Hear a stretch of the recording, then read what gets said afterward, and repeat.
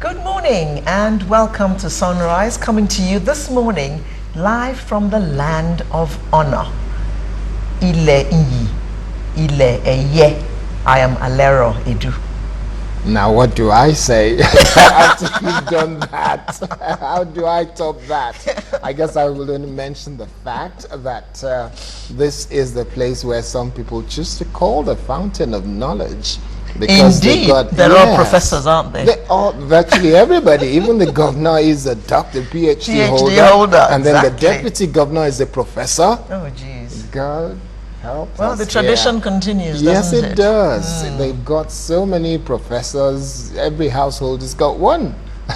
My name is Kaide Akintemi. Great to be here this Saturday morning, and welcome to Sunrise again. Well, although we've just finished celebrating New Year, as usual, things have been pretty active, in Nigeria. What with the president giving us his scorecard and the CBN governor in that telephone brouhaha with the president. I mean, that was something. The president says he should go. Yeah. And he's saying, I'm not leaving before June when I'm supposed to leave. That one, that I find it quite interesting that it's being reported that way in the media. But I've been trying to get across to people who work for CBN and who work for the presidency to confirm it. To give us the true picture. The true picture, yeah. Because I have said consistently that don't believe everything you read in the papers, but believe everything you see on channels television. True, some are contrived. The difference is on channels television, when we put it there, pictures don't lie. If you see... that used to be a mantra in those days, but with Photoshop and all those computer things, photos do lie these days. They can put my face on your body, and that would be a photo. Very interesting picture, wouldn't it? Photos do lie nowadays. Well, yes, at times, but on channels, it's not likely to be grafted. It's not likely to, yeah. So when you see it, you know that, yes, that is the president, that is the CBN governor, and you know that's the fact. But if what we hear in the media is actually correct, then it gives us grave concern that this has happened. But if it is not, then it could be another preparation for 2015, and all kind of stories will make the round. And for those of us who are in the business of journalism, the appeal is always that treat all issues with some caution and just be careful so that we don't allow the heated policy to overboil. Because, well, we do hope that very soon the CBN itself is going to come out and make some statement regarding this issue, because social media has been awash with it, and we're still waiting for some comment so that we can get the true picture. The area where I am quite concerned about in this one is when it comes to information dissemination. When these things happen, we know that the polity is heated. We know that things are going to be happening. We know that the media is going to be awash, and social media especially, because news has got to fly out so quickly, and at times it's not news, it's just stories that people make up, and it will fly and it will go viral. What is most essential, most critical for every organization, every government department, every government agency to do is to ensure that they come out and make a clear statement. Clear the air. Very clear. CBN, come out and make a statement that says it is not true. The CBN governor never had a meeting with the president. Whether that is true or not, at least we have something that balances the story. Oh, yes, they did, but there was no discussion of whether regarding that particular issue. And that is extremely important. That is extremely important. That will be very useful. Oh, and the unfortunate incident in the course of the week at Apapa, the tanker that we hear that about 10 people lost their lives. And like the Lagos State governor said, why are we still trucking inflammable substance the way we do? Those tankers are parked along the road and we don't seem to appreciate just how much danger they constitute. The governor practically hit the nail on the head. Governor Fashola is a brilliant man, and he's not one to play politics. Well, at least most of the time, he's not one. Not to with play people's lives, at politics least. With people's lives, and this is one instant where definitely I absolutely agree with him. He was spot on. He was spot on. Yeah. 21st century. How could the federal government of Nigeria, and any government in Nigeria for that matter, have a situation where we're still trucking highly inflammable PMS substance, carrying it around the town, and there's been so many instances in Ife, in Ibadan, the Lagos-Ibadan Expressway. Yeah. These things turn over, and then it catches fire, and 20, 30, 40 lives are lost. And we're not making any effort to do something about it. How many more lives must be lost before we now begin to move those commodities by rail?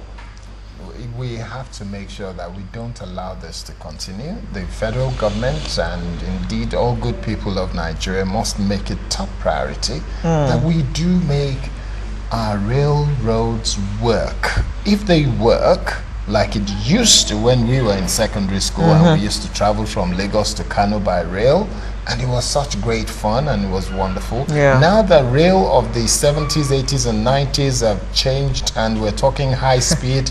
They're almost as fast as airplanes. Yes, and we're talking high speed railroad, then it will be so much better.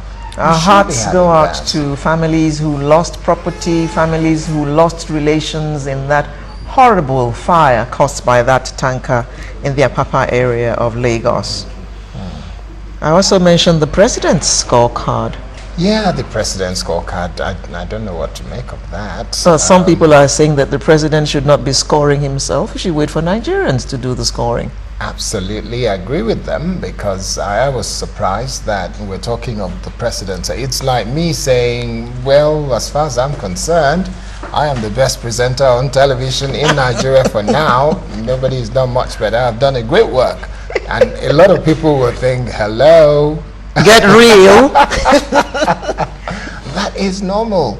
Alera cannot sit here and say I'm the best anchor. It's not for her to say. No, it's let not. other people sing your praises. Let us see the work that is done in different sectors, and let us be able to use that to gauge how excellently or how average this government has been. Well, well said, Mr. Akintemi. Thank you very much, Aleredu. Well, as we said, we are in Ekiti, and what are we going to be talking at on Sunrise this morning, except you have any other issues you want to raise? Gosh, Alero, I mentioned something that I wanted us to talk about, but it's flown out of your head. Well, it happens. Yes, it happens. It does happen. It does happen. I think probably we talked about it, but it's all right. Let's take a look. Go ahead and let's take a look at the things we've got for this morning. We know that, Yes, we're going to start with Ekiti, the land of honor, naturally. And we shall be hosting the governor himself, Governor Kayode Fayemi. And immediately after that, if I may see, because my iPad refuses to open, and then I've messed yours up. Yes, and we're looking ahead of the governorship election. And so when we start talking about the governorship election, it's coming up in June. So we will have an interesting group of people here to have conversation with us ahead of the governorship election coming up in June 2014. And of course it would be in order, since we're in Ekiti, to look at development in Ekiti State. What has been happening since Governor Fayemi came to the seat, and what has he been doing to the benefit of the Ekiti people? And just after that, it will be time to look at, I did some tweets yesterday about the beauty, the scenic beauty of Ekiti on our way here, and we will be talking to some people who are very much into tourism, So we'll look at the selling points of Ekiti. And ahead of the elections coming up in June, we'll be looking at embracing peace in Ekiti. Well, finally, it will be our artist of the week. And he is a he. And he's an indigene of Ekiti State. And I will say, crave your indulgence to say, this one is a living legend. He is a legend, and you don't want to miss that final bit on the home stretch. So that's our lineup for this morning. We'll just take a short break, come back and start the program in earnest. Please stay with us. Ladies and gentlemen, it's a pleasure to introduce myself. Yours truly, the one and only. It's the capital F-E-M. That's me. I'm the capital F-E-M. It's the capital F-E-M. Now The you know. boy's bad, the boy's bad. It's the capital F-E-M. I'm the capital F-E-M. It's the capital F-E-M. The boy's bad, the boy's bad. I gave you never felt to love. Gave you money, money, money, money. I still got it, still floss it. I know you want it. I'm a 9-job boy to the core. Never seen before. If you try me, you go fall. I'm always standing tall. They say I changed the game. I just came to make my claim. Right now is my time to reign. I'm not trying to fake it, but thank you, God, for the blessings. Thank you, Lord, for the lessons. Made me strong for the pushing. If you don't know, now you know, son. It's the capital F-E-M. Oh, that's me. I'm the capital F-E-M. It's the capital F-E-M. The boy's bad, the boy's bad. It's the capital F-E-M. I'm the capital F-E-M. It's the capital F-E-M. The boy's bad, the boy's bad. I gave you never felt to love. I gave you money, money, money, money. Baby, I got it. I just wanna spend it on you. They say I changed the game. I just came to make my claim. I'm a native son now, so proud of where I come from. My blood type screams. Welcome back. Now we start the program in earnest, and we'll be looking at what has been happening in Ekiti since Governor Kayode Fayemi took over the helm of affairs in the state. It's my pleasure this morning to welcome Dr. Kayode Fayemi. Alright, it's wonderful to be here. Welcome to Ekiti. Welcome, Thank you very Kayode. much. Thank Yeah, you. good to Well, have you here. I might just have to change my name to Kayode in a few moments because I've got Kayode on my right and I've got another Kayode on my left. It simply means a lot of joy will be brought your way. That's what we do. Now let's start with your experience in the seat of power.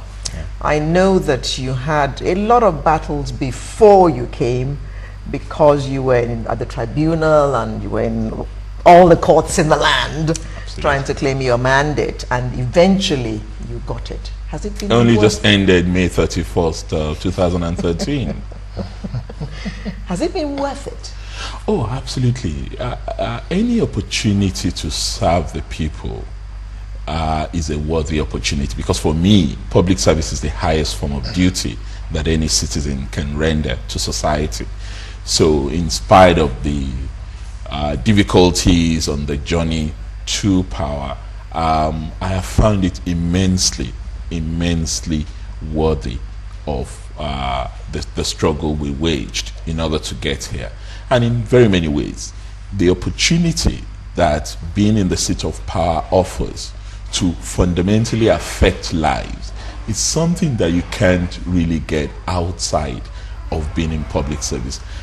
I've been an activist all my life. I still consider myself an activist. My politics is an extension of my activism. But there were so many things that I used to snipe about when I was an activist, that I used to complain about, that I couldn't really do much about except just snipe at the fringes. But I came into public office, and I made a number of promises to the people, and by just one sentence, free education came to Ekiti State. At all levels? No, we don't have free education at the tertiary level. Okay. We have up to secondary school level. We have free health care for the vulnerable segments of our population.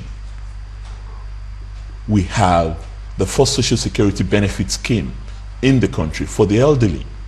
And these were things that when I was in the campaign rostrum, people felt, oh, here they go again, politicians and their lies. How is it going to do social security for the elderly? Isn't that something that they do in those mature democracies and those foreign lands?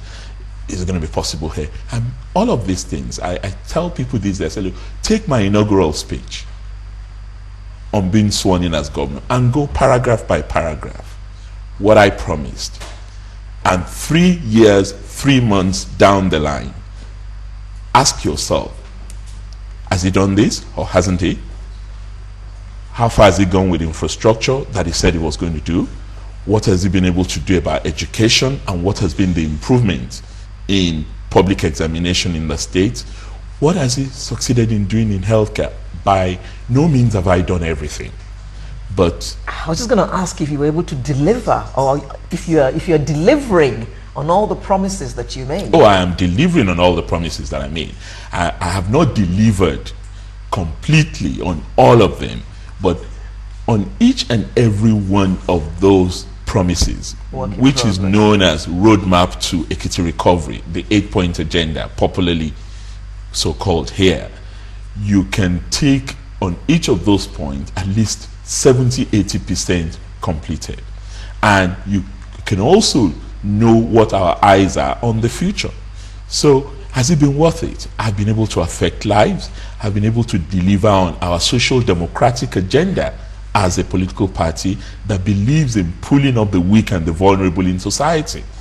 That, without a doubt, is what I have done in office. Alera, permit me to ask the governor. We started conversation about the fact that Ekiti is renowned for so many professors and PhD holders, and education is virtually the bedrock of the society. And some of the things that's being said by people who are in opposition is the quality of education that Ekiti State has had over the years is such that the state has been reduced to the last bottom 5 in the ladder in the state. But I checked the figures and it seems like some things have changed. Enlighten us about the status of things, the true picture of quality of education and where Ekiti State is on the ladder in the country. Let's deal with facts, Kaudi, not opinion. Opinion is free, as you journalists tell us, but facts are sacred. Ekiti today has had one of the most meteoric rise in terms of performance in public examination. When I became governor in 2010, Ekiti had a 20% pass rate in public examination. 20% of those who sat for WASC examination had 5 credits, including English and Maths. In 2013, the latest examination that we can showcase, that had moved from 20% to 70%, and it was not accidental. My own school, known as the best school, not just here in Ekiti, but one of the best in the West, Christ School Ado Ekiti, moved from 9% in 2012, pass rate 9% to 99%. Okay, what did you do? What's the magic? Precisely. What did I do? I did a couple of things. When I came in, I had a task force on education chaired by the late Professor Samaluko. And that task force decided that a number of things had to change in order for us to improve the quality of education. One is the education infrastructure in the state. Many of the schools in the state had not been touched since Chief Obafemi Awolowo built those schools in the 50s. They were totally run down and dilapidated. So the environment, the learning environment is very critical to the success in examination. So we totally changed every single school. We didn't build mega schools. We really don't need mega schools in Ekiti. But every community had a school in Ekiti before I came into office.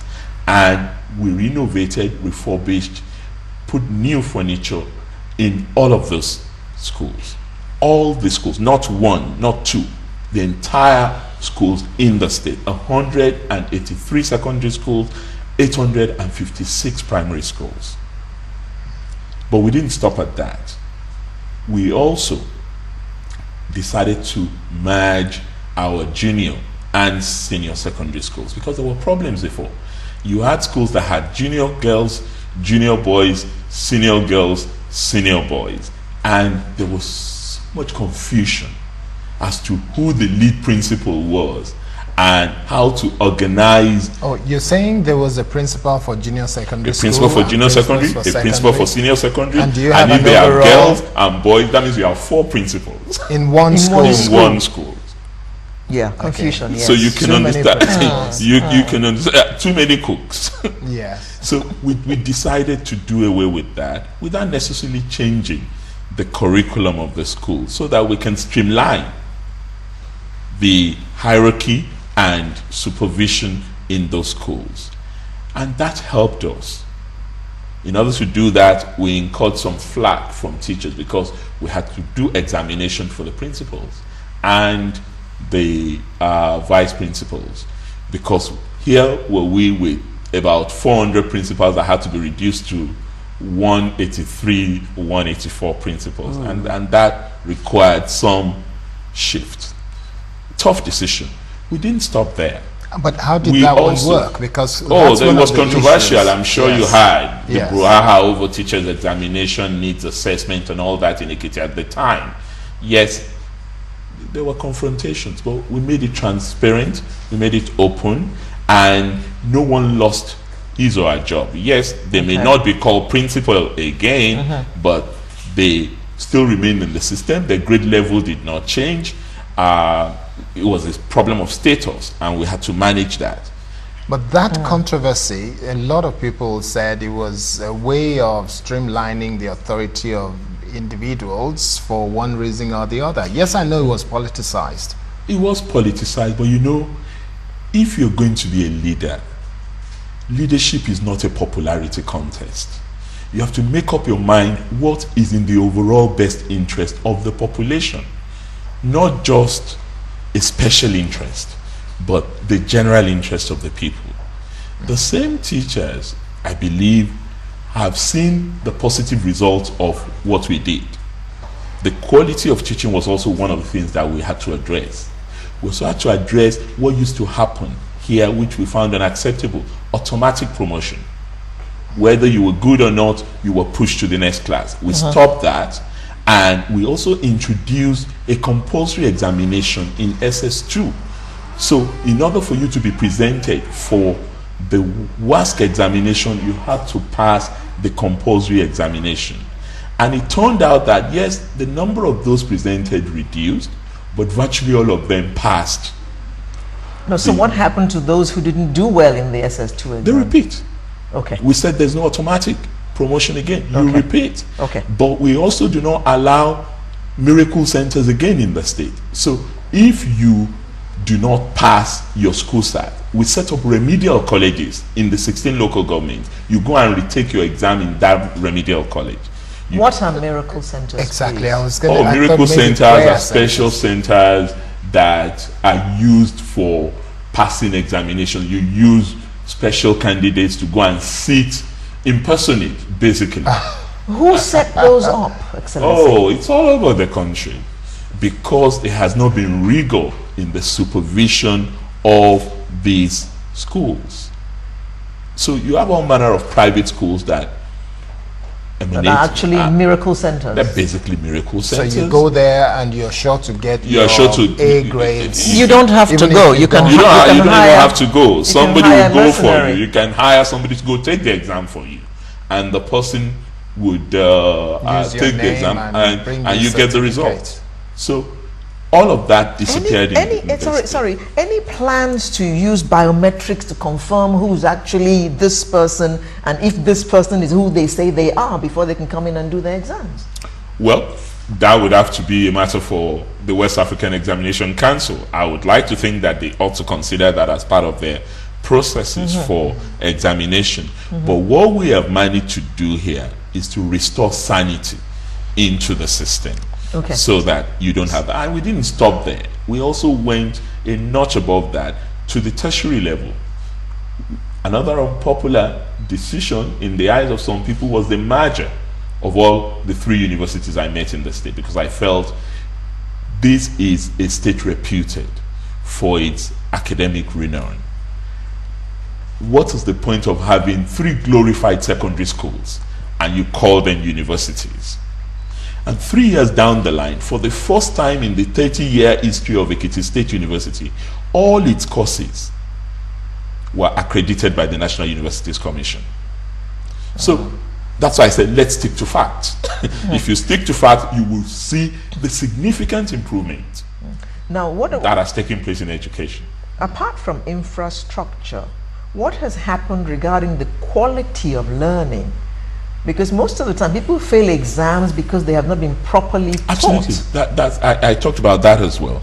The quality of teaching, the quality of learning. Part of the problem that is responsible for the low quality of learning is the learning environment itself.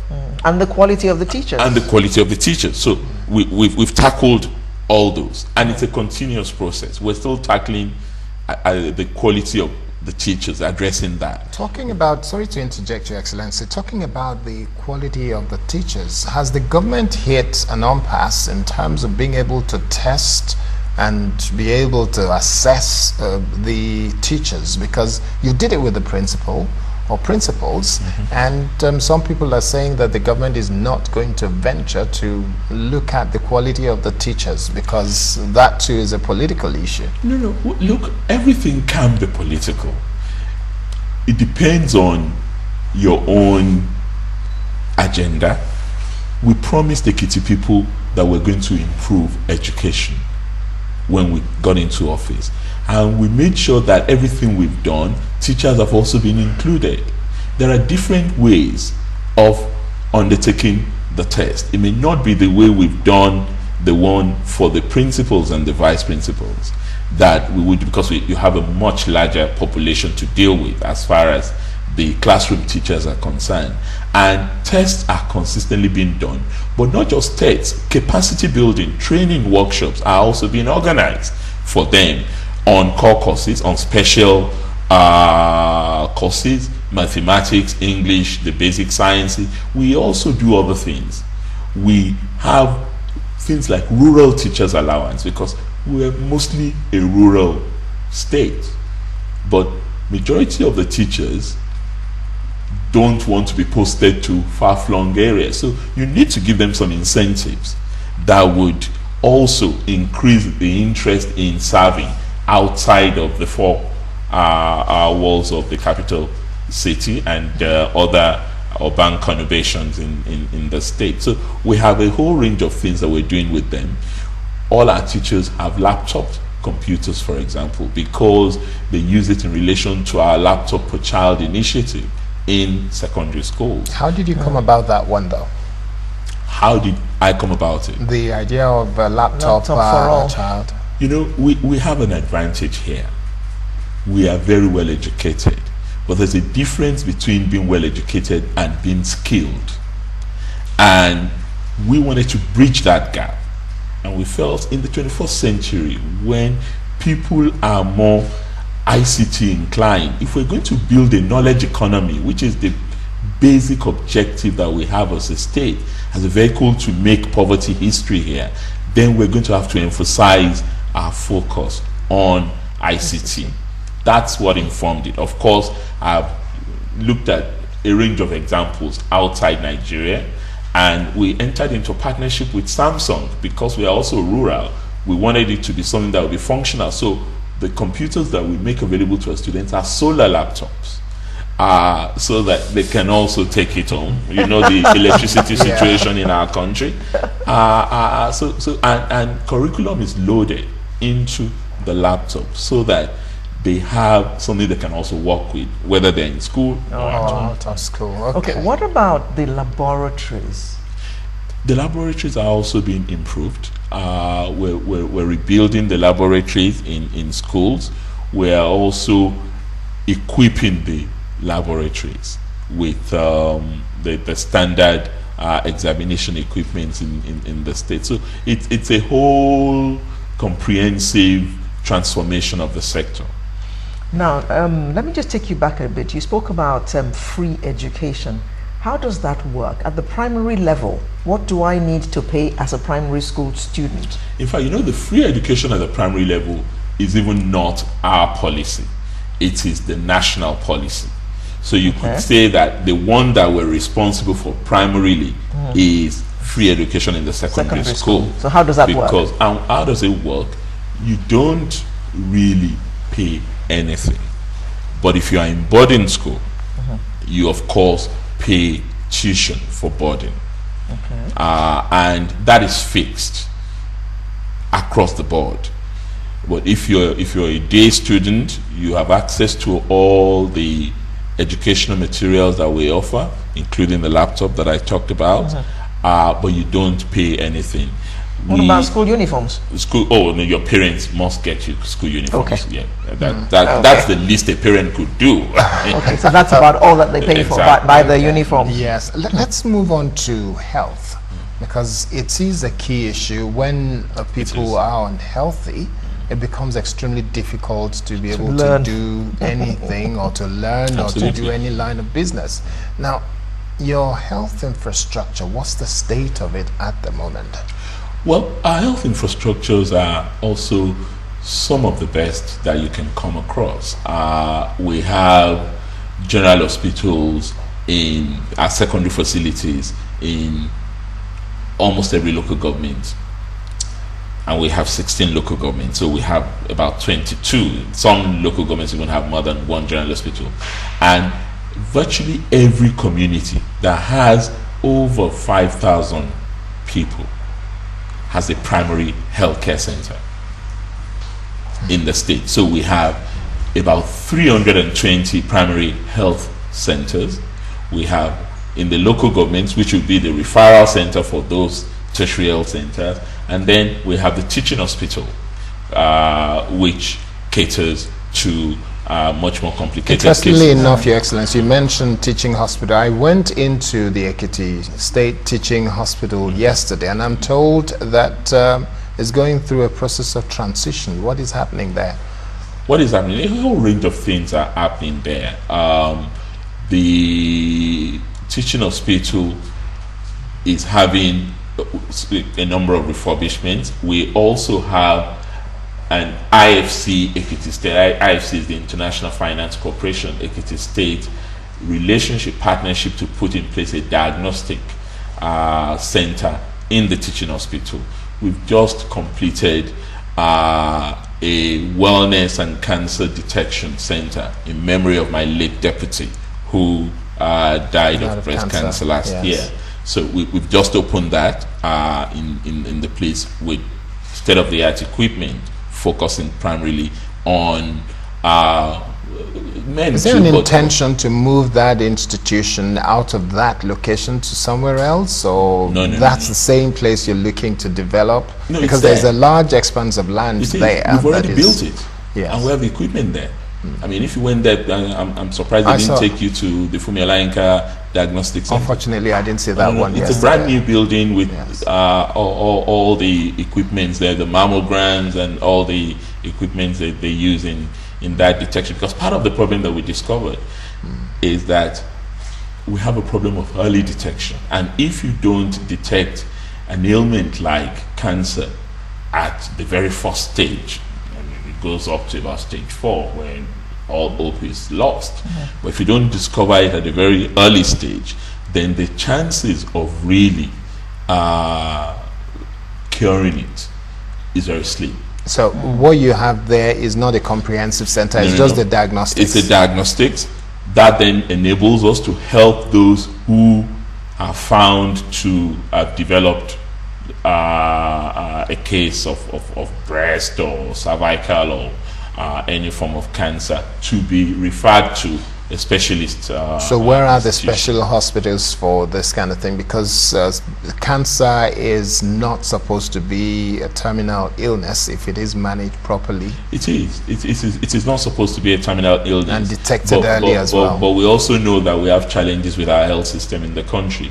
We do not believe that it is something that we should focus on as a state, because the bulk of the problems that we have in the state can be handled in a preventive manner, because we have more challenges with what I would describe as opportunistic diseases that are not managed properly: malaria, tuberculosis, and all of those simple ailments that can be handled at the primary care level. So for us, the focus of our healthcare system is preventive care rather than curative care, because we feel that if we do that, of course there are lifestyle diseases that are beginning to emerge. We too are beginning to eat at Mr. Biggs and Chicken Republic in Ekiti. So some of these things are in our environment as well, but we need to weigh the options and the resources that is available to us, because financing healthcare is always a challenge. And when you are focusing on free health, it's the vulnerable segments of your population that you should focus on. So for us, it's our children, the under 5, the over 65, the pregnant women, and the physically disabled. So for all those categories, we provide full service free healthcare program. We do not neglect those who do not fall within those categories as well, but we tend to really focus on them through our quarterly health missions. We organize health missions in the state that has been responsible for treating over 500,000 people. And if you look at our health indices, which is the best measure, we have some of the best health indices in Nigeria today. Certainly we have the highest life expectancy in the country. Really? Ekiti does. So we At have what the age? 80, At 90, 56. 56. Yes, we do. This is not my indices. This is the national health indices. We have the lowest HIV prevalence in the state, in the country. I met someone yesterday who attributed that to eating loads of pounded yam. I don't know about that. It may also be lifestyle and discipline and all that. But, Yes. And also maternal mortality and child mortality rate are some of the lowest in the country. Reduced. Now, Excellency, would you yourself use these health services, which you say you have worked on heavily? Oh, I use them. My personal physician is from here. Okay, that's encouraging. We haven't heard of you flying abroad for checkup yet. No. Because I always think, and this is my own opinion, that if a governor claims that he's doing a lot regarding health, he should be the first example that he is doing something. He should be the first person to go and use those services and encourage others. Look what I have done. I'm using it. So instead of going abroad, come and use the facilities here. Well, for me, I think we do have a duty when we're in public service to demystify the exaggeration around power. Oh, it's exaggerated, is it? Yeah, there's a whole lot of superficial honorifics and exaggeration, even right from the title, Your Excellency, and all those noise-making things. But to the substantive point you've made, yes, if you have undertaken these things, you should be able to use the facilities freely.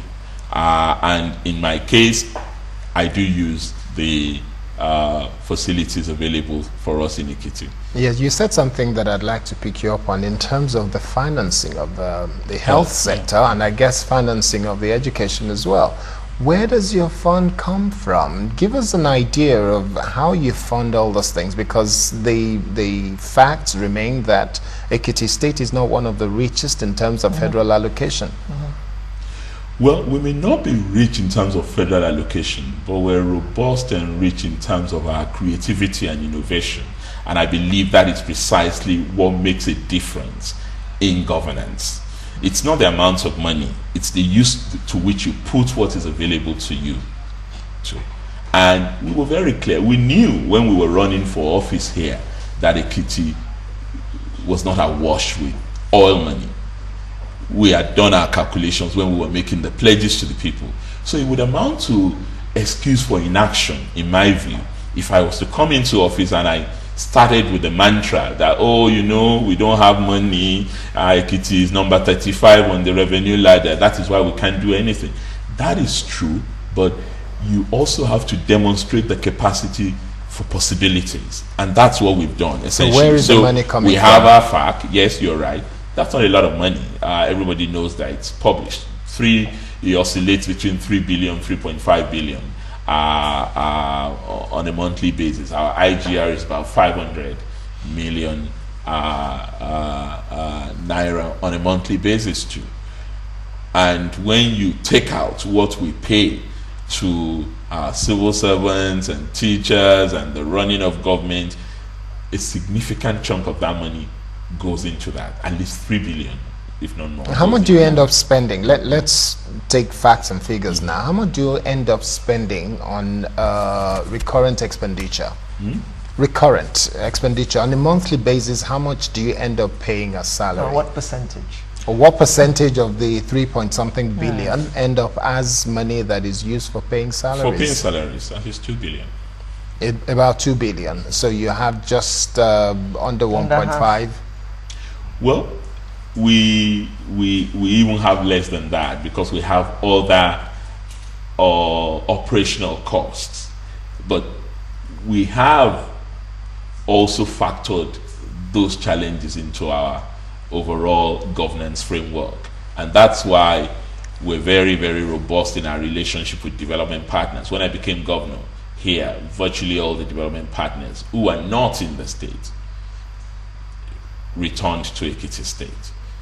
You could say that that has to do with the fact that I have a relation, I have an experience in that sector as a development person. But it's also because of the confidence that we've introduced into government, the transparency and the fact that they can check all the books, they know where we stand on these issues. So the World Bank is there, the African Development Bank is there, the UKAID, European Union, a whole range of development partners are funding various segments of our work: water, education, infrastructure, governance, and a whole lot of that. But also, we went into the capital market. We went to the capital market specifically to raise funds for our infrastructural projects, regenerative infrastructure projects. People talk a lot about Ikogosi now, and over the Yuletide season, over 20,000 people visited Ikogosi. And don't forget, this was the place that was the residence for reptiles and all sorts of stuff before I became governor.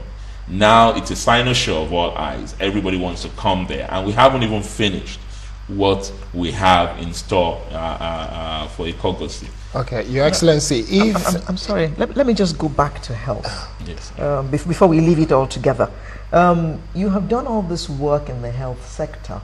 How easy is it for the market woman, for instance, to go to a hospital and use these services? Are the fees not enough to break her back and for her to go and break the bank?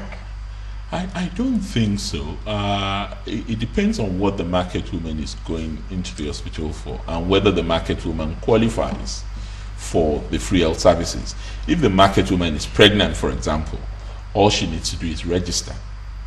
She pays nothing. She pays nothing because she's qualified for that. Okay. And if she gets referred either for cesarean section or anything like that, which cannot be handled at the primary health center level, to say the teaching hospital that Kadu was talking about, that for payment gets transferred to government. So every month we get a bill from the teaching hospital for all of our free health patients that had been referred to them, and we then pay the teaching hospital for that. So that's what happens. Well, if it's somebody who does not fall within the age bracket or the category of free health, clearly the person would have to pay something.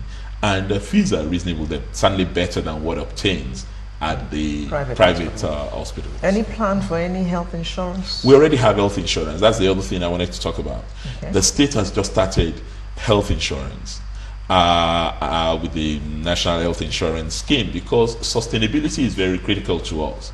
At the end of the day, having done all of what we've done, if we're not able to sustain it via the community health insurance scheme and health insurance for the formal and informal sector of the population, then we wouldn't have made any appreciable progress. Okay, yeah, let me come back to the issue of financing, because I had an opportunity of speaking with some people in opposition and some people who are close to Mr. Governor.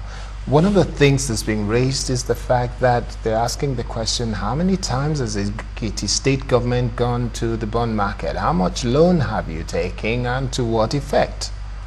Good question. We've only been to the bond market once, but the bond market operates in tranches.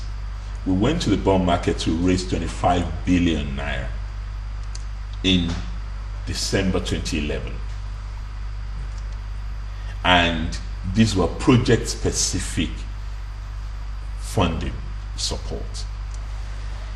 The balance of that 5 billion naira, of that 25 billion naira, because we took 20 billion in December 2011 and we're left with 5 billion. We have just taken that 5 billion.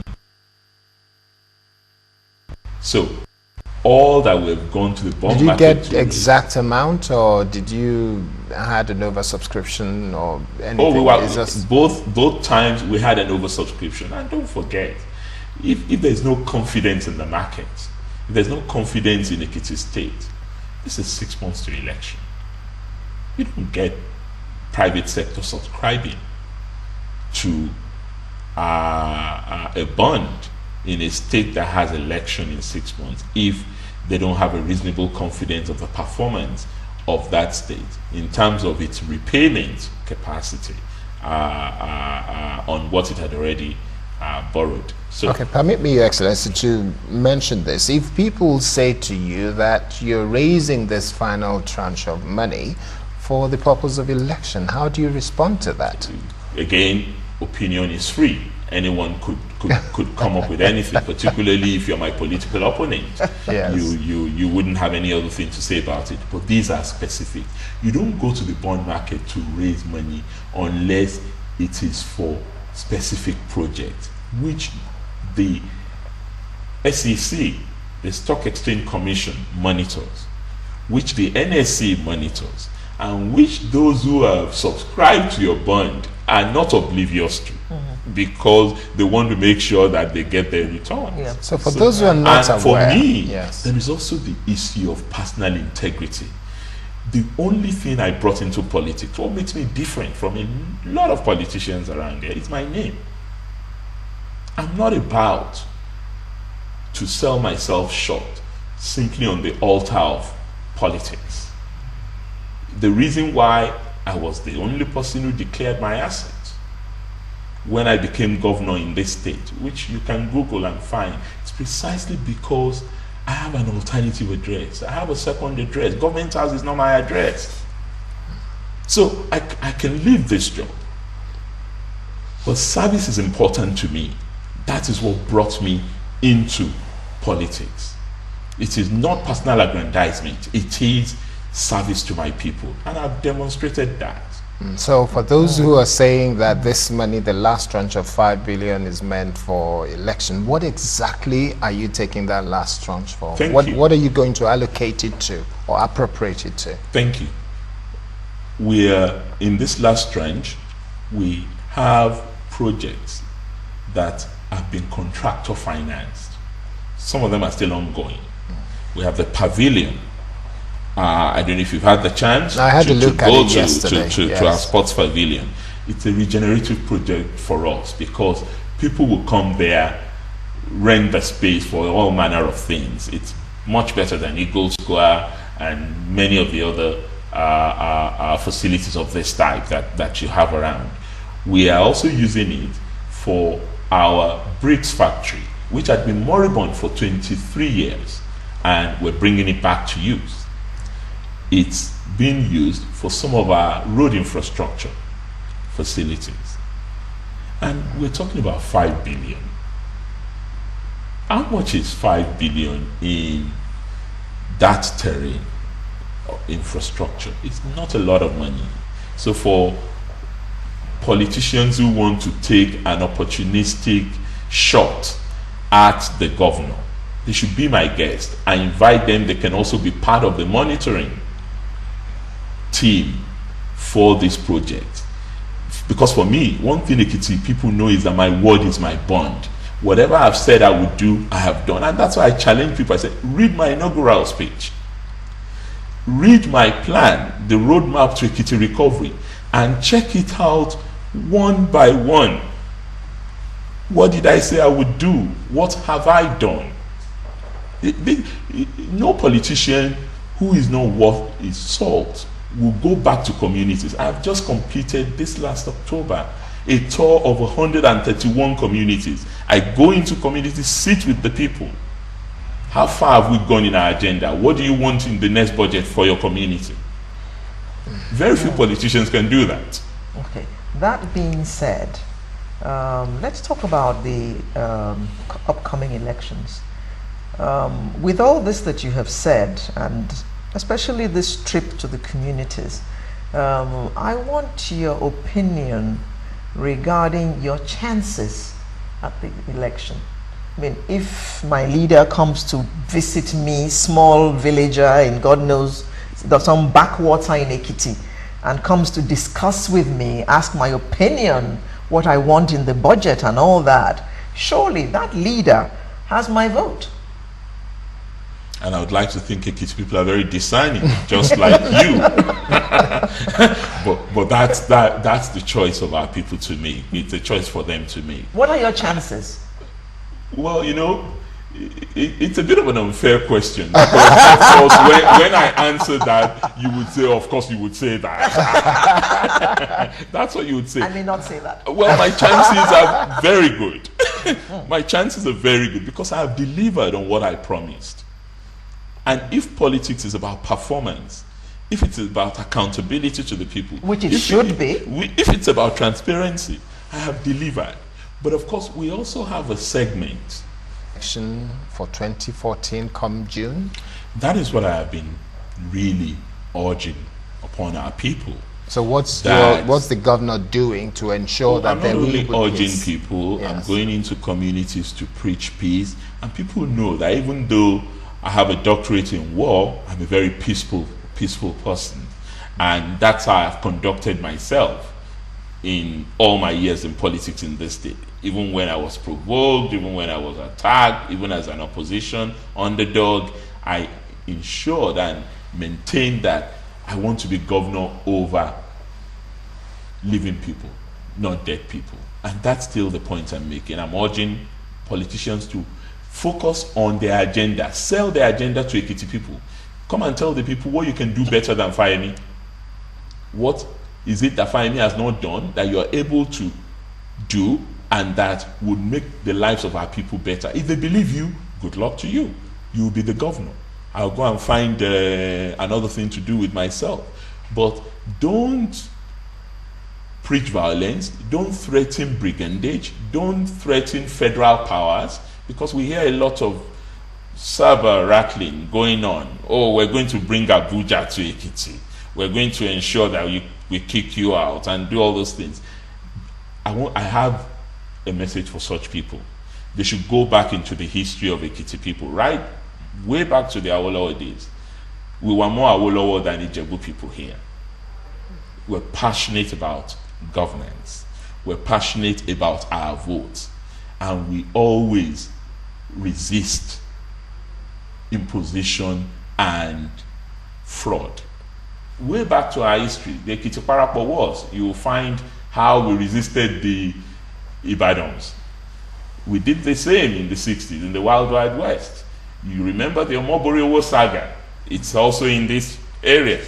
Even my own experience, the rig and roast experience in the recent past. So My plea with people is that they just let peace reign. They let one man, one vote determine what happens in the state. And I also want to advise the federal government not to in any way use any subterranean moves to undermine the peace of Ekiti. Tension will rise when politics comes. For 3 years, 3 months that I've been in office, Ekiti has been mostly peaceful. Okay. It's not the Ekiti of 1 week, 1 trouble that you used to read about. Okay. Thank you very much. Governor of Ekiti State, Dr. John Kayode Fayemi. Thank you very much. Thank you, Alera, for having me. We've had a wonderful time chatting with you this morning. And thank you for coming to Ekiti. I hope you enjoy the ambience of our rolling hills and our pounded yam before you leave here. Before you leave. Pounded yam will always be there. Sunrise will return in just a moment. Please don't go away.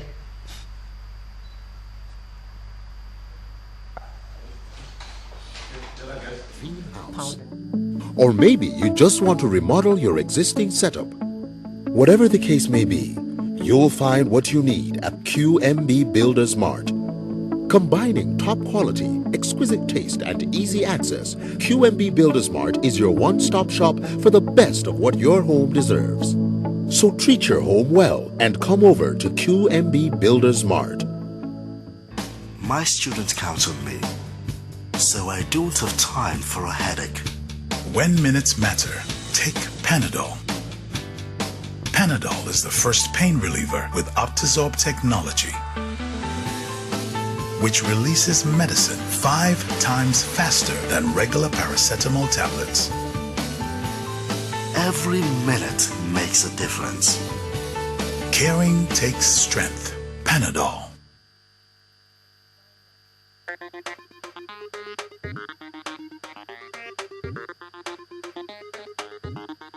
More easy,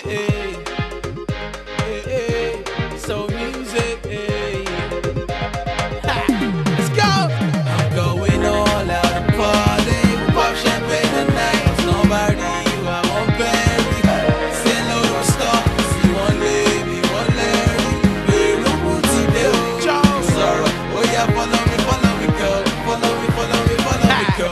Oh yeah, follow me, go. We go all out and pop like there's no tomorrow. Oh yeah, follow me, go. We out and have some fun, but no be for show. Oh yeah, follow me, go. I'm all out to go in. Head spin the flea mode, I'm so gone. Bad gal wanna use me like roll on. Come on team, blow up like C4. I'm on the right path, if you ain't, then I detour.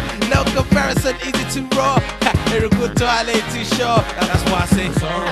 If they wanna hate, just let them watch your money grow. Sorrow. If they wanna hate, just let them watch your money grow. It's all out and party, pop champagne tonight. It's nobody you, I won't bury.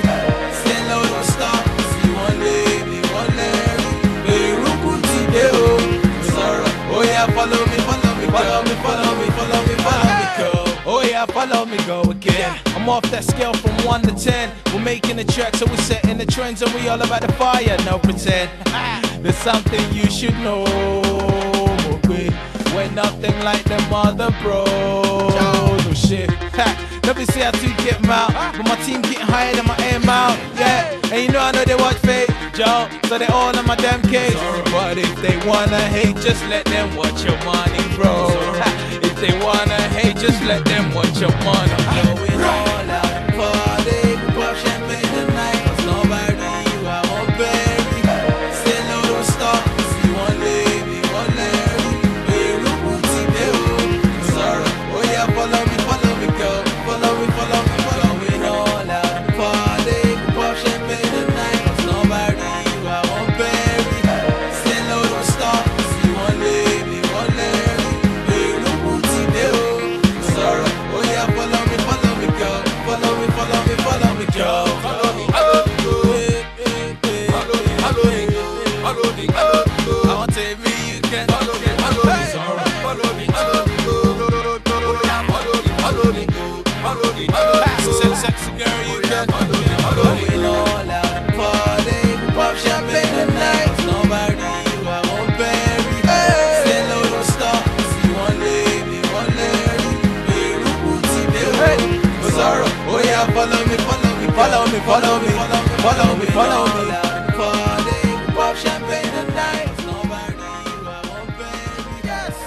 Welcome back, and on our second segment on the show this morning, we're taking a look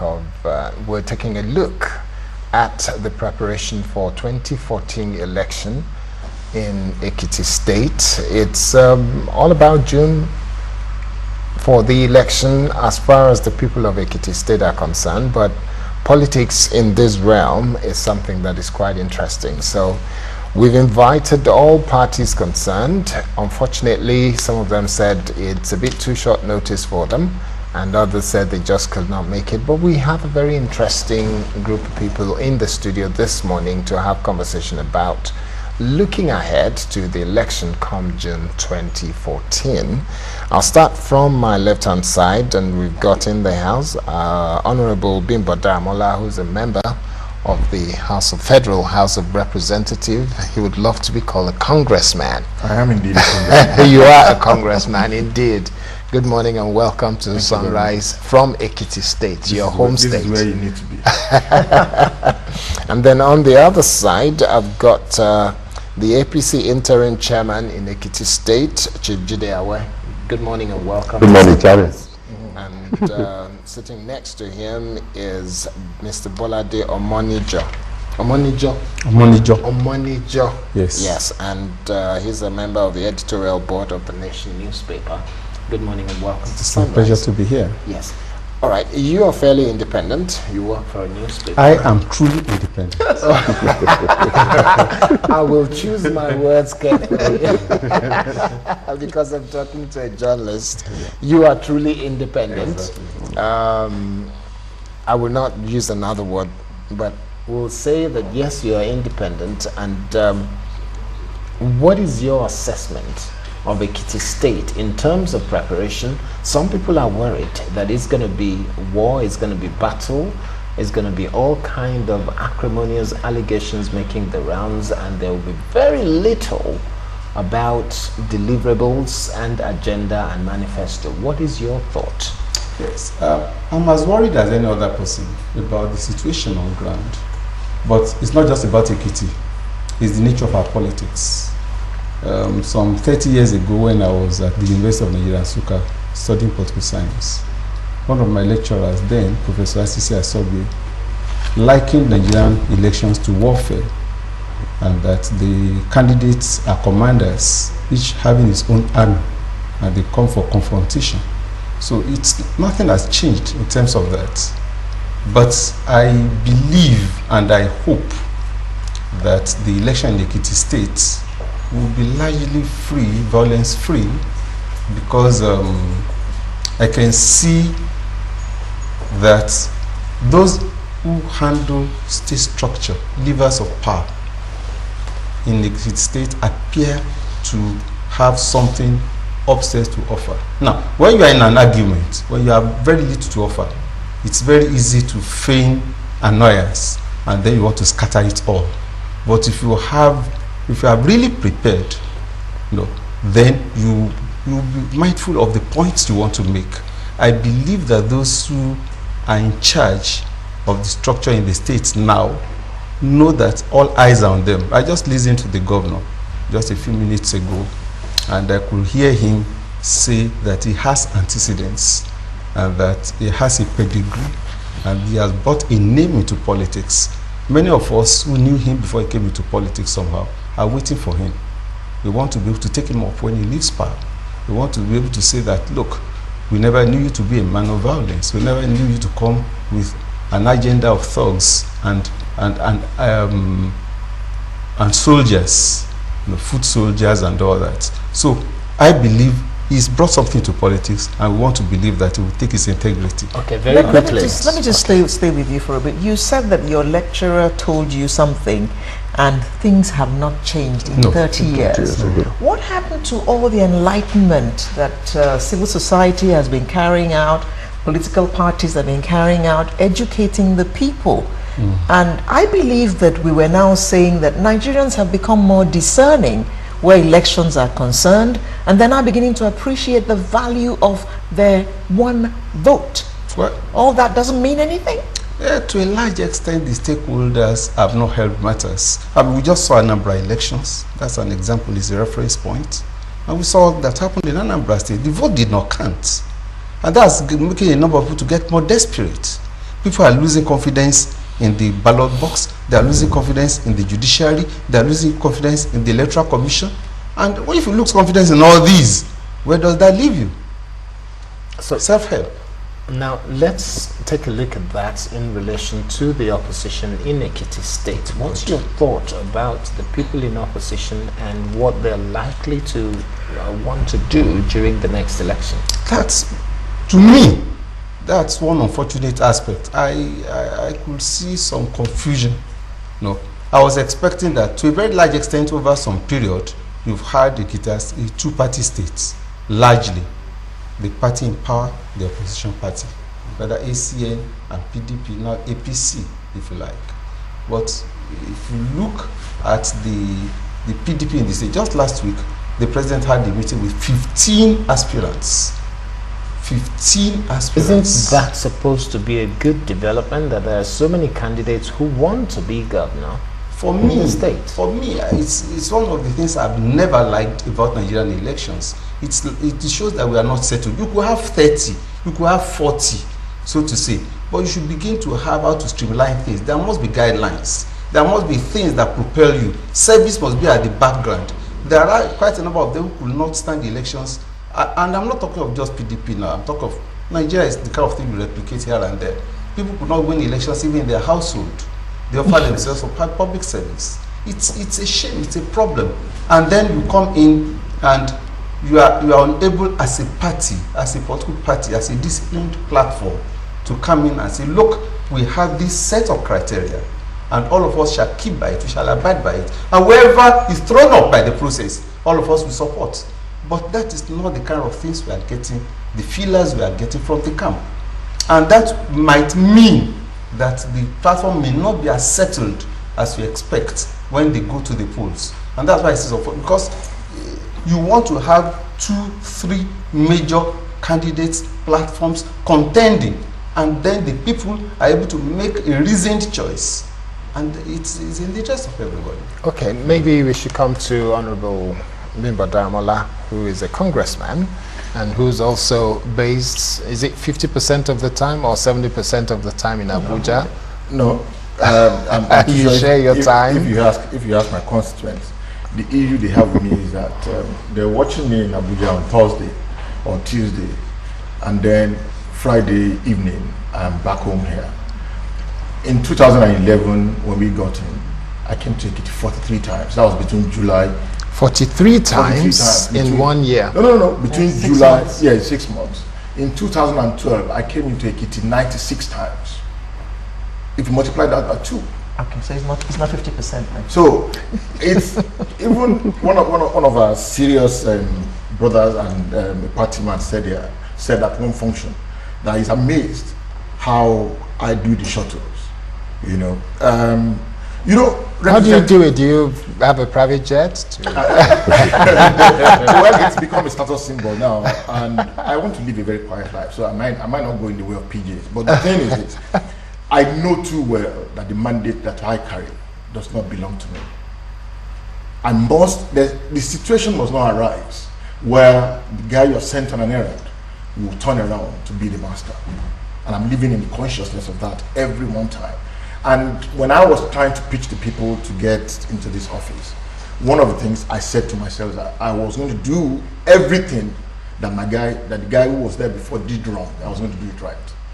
And he reassures the people. One of the problems we have in politics is the fact that the gap between the leadership and the followership keeps widening. For as long as the gap gets wider, it breeds mutual distrust. The politicians will feel that, okay, when I pay to get your votes, I am done with you. And then the guy says, okay, fine, before you get there, give me the money. So if we do everything to ensure that we close the gap between the followership and the leadership, it would eliminate some of the things that people have talked about now. I'll give you a quick example. In Okeyimi here, when Awo came in 1983, how would he have to mobilize us? We were there from sun up to sundown. From 7 a.m. till 11 p.m. when Awolowo came in from Ikare and spoke to us for 15 minutes and did Opawo, and then he was gone. And then we were revived to go into the elections and defend our votes.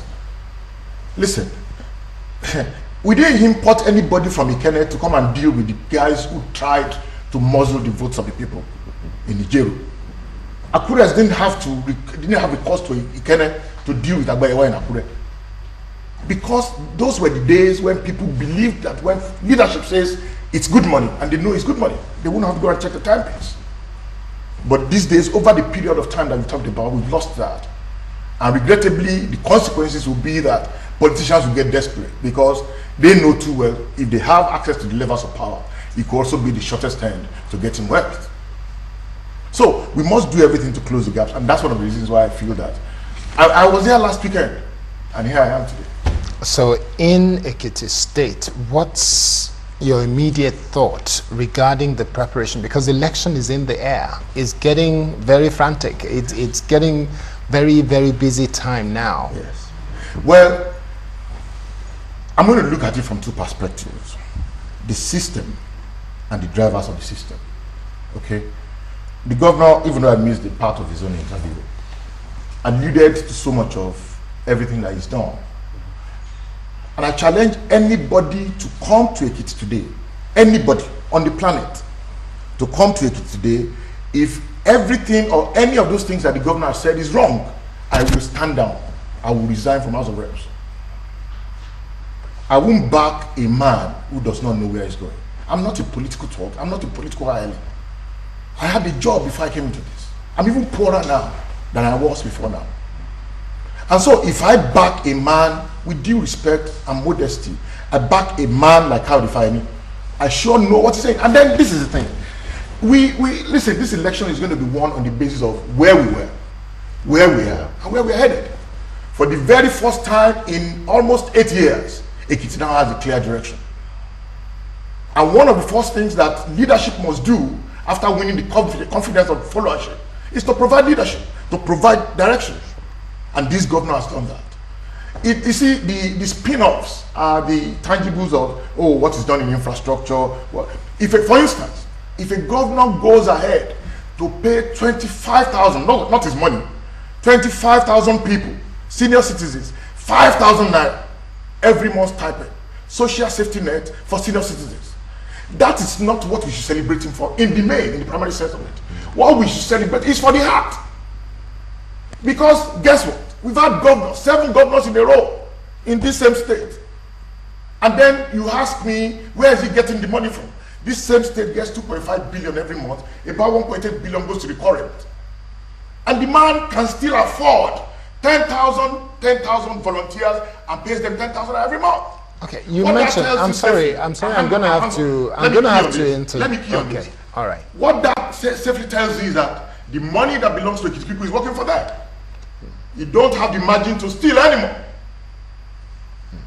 Okay. Yeah. Now, the area I wanted you to clear is you mentioned 2 things. You said system and the managers of the system, but a little digression in terms of talking about the government. I know you're passionate about it. Now, let me tell you about the systemic problems. Yes. Anywhere in the world, the struggle for power will always come with friction. When there's attrition, the immediate ancillary spin-off of attrition is friction. And friction comes with heat. The struggle for power will necessarily come with it. It happened in the United States, not here in but the thing is that power means so many things to different people. Pirelli says power without control is dangerous. That's what Pirelli says. Now, you have an INEC. Now coming to the system now. You have an INEC that should totally live up to the expectation and the true interpretation and meaning of being independent. And INEC is compromised. INEC has had so much of time. In Ekiti State or in other parts of the country? I'm talking about systemic difference. Okay, all right. Look at Anambra. Look at the election, the central election in Delta. Most times when people cannot see the transparency of the body that is supposed to have, this is one civic exercise that is the easiest but the most important. To get people to go and pay their taxes is a civic responsibility, but it comes with a lot of trouble. You have to mobilize people, but then election, put your hand to the ballot paper, put it in the ballot box and walk away. But you see, once you get that wrong, you are temporarily, your life is momentarily set apart, at least minimum for the next 4 years. So what you will expect, the minimum, irreducible minimum, we will expect from agents of state, instruments of state, will be total transparency. Once they have our confidence that they are not going to subterraneously go ahead and, for instance, if somebody says, I voted here at the last election, and now I can't find my name there. That's a recipe for crisis. Or you go and look at the police, and people begin to hoodwink the police and all of that, and they know that the police is, an average policeman is very vulnerable. And then they throw bait to them and compromise the system. So the recourse now is to self, like my brother said. And then let me say this to you. The risk we run as a nation, the risk we run is when our institutions become so vulnerable, so decrepit, so unreliable that people can't trust it anymore. People would naturally have recourse to self-help. And I hope it doesn't happen this election. Mobilized. Let me bring in Chief Awe. Chief Awe, how is the APC preparing for the elections? Because we have heard it said a number of times by the opposition party that this state is theirs. Well, thank you very much. One of the primary aims and objectives of setting up a political party is to participate effectively in election. Election to us at the political level is the examination for students. So how well are we prepared? We are very well prepared for the election, and this is not the first time that we'll be going to the polls in Ekiti State. The APC as a party, judging by what His Excellency has done as a governor of the state to all the nook and crannies of Ekiti State, I believe what is left for us at the political level is to mobilize our people, to see what is on ground, and then pay back to the government of Ekiti State under the leadership of APC governor. So, to us in Action Congress, we have mobilized our people in all the 177 wards of Ekiti State. Also, we are planning every day to see to it that we participate in an election that we divide of rancor. The opposition may have their say, but I know there is no way by which they will override us in the coming election. We are not just saying this because of sin for sake, but with what is on ground in Ekiti. At least we got here a little bit over 3 years. They have been there for 7 years. You cannot compare what is on ground with what we met. We have improved the situation tremendously. And if our election is by what you are able to do to the people, I know Ekiti people will reward us. So, in acting for our preparation for the forthcoming election in Ekiti State, I must say we are fully prepared and we will go into the election. If you see what is on ground now, other political parties cannot categorically say this is where they are going, but we know where we are coming from and where we are heading for. And that's why we are saying that in Action Congress, we have to maintain the crop of leadership that we have now. Because in Yoruba parlance, when a medicine is working wonderfully for you, you don't throw it away. Rather, you keep it for a rainy day. Is there any collaboration between the political parties to ensure peaceful elections? We are doing that. We are doing that under the aegis of CNPP, that is Conference of Nigeria Political Parties. Also, the law enforcement agency, they are inviting us nearly every week to participate in how to keep the state peaceful. The INEC too, they are doing that. Despite the Anambra, yet we've had a lot of meetings here saying that we will not have a repeat of Anambra in Ekiti State. Because yeah. Okay, well, so we have to wrap up now. Your final word in terms of how Ekiti State, how you see things panning out. Your final word. My concern is about credible elections in Ekiti State. We've missed it over the years. We need to start getting things right. we need to correct the impressions we got from Delta Central and from Anambra. And Ekiti should be a turning point because that election means so much to quite a number of people. And I don't want us to descend into the abyss. Okay, your final word? Well, I've said it. I hope that in due course we'll have enough time to be able to engage the people some more. The next 6 months will be the most important 6 months in the life of Ekiti people. Yeah. The next 6 months. And the countdown has started. I have no doubt in my mind that today Ekiti is looking up. It's a destination of choice for people looking at so many indices. And we have made up our minds to go forward. We are not going to go backward anymore. Okay. What I will plead is to send my words to Professor Jega at this point in time, send it to the police boss and all the guys who would have things to do. Elections. The political parties definitely will try to throw up stuff, but the point is that they must hand the transparency that we deserve to make this election the kind of election that we want. Your last thought, Chief. Transparency is the word. That both the participants should be transparent enough, the INEC, the police, and the people also. We are going to have registration very soon. INEC should be, try as much as possible to be open.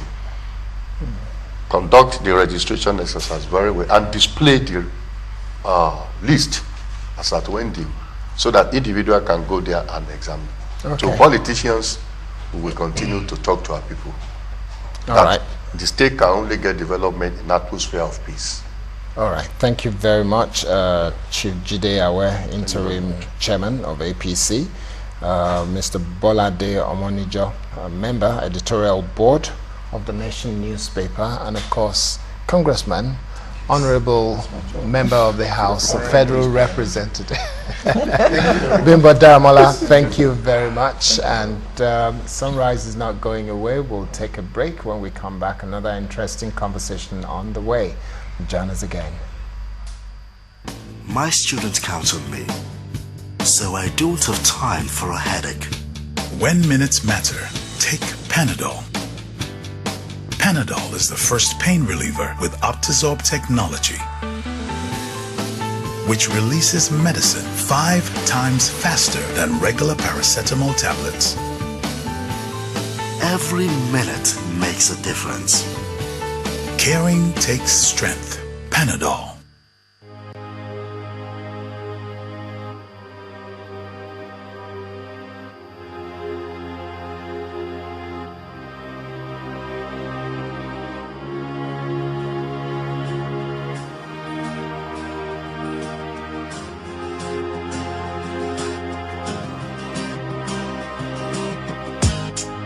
Did I make you happy?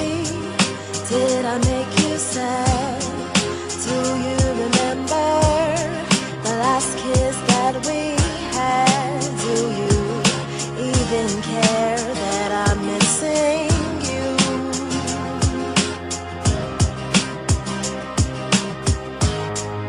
Woke up this morning, heard me a mockingbird. She sang me a love song, the sweetest one that I've heard. Can she sense the way I am missing you? I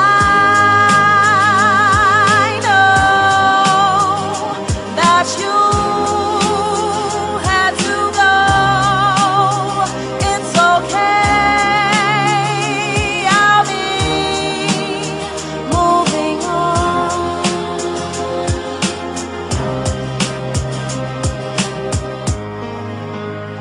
I'll be moving on.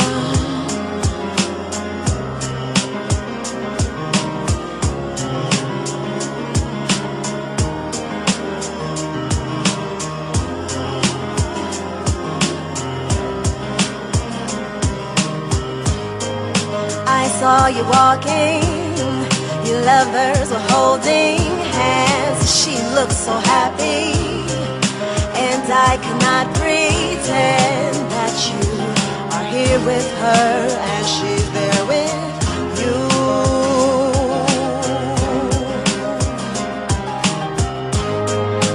If I had one chance to say to you once again, oh how I'm sorry, and can we be one again? Then I know I won't be missing you. I know that you had to go. It's okay, I'll be moving on.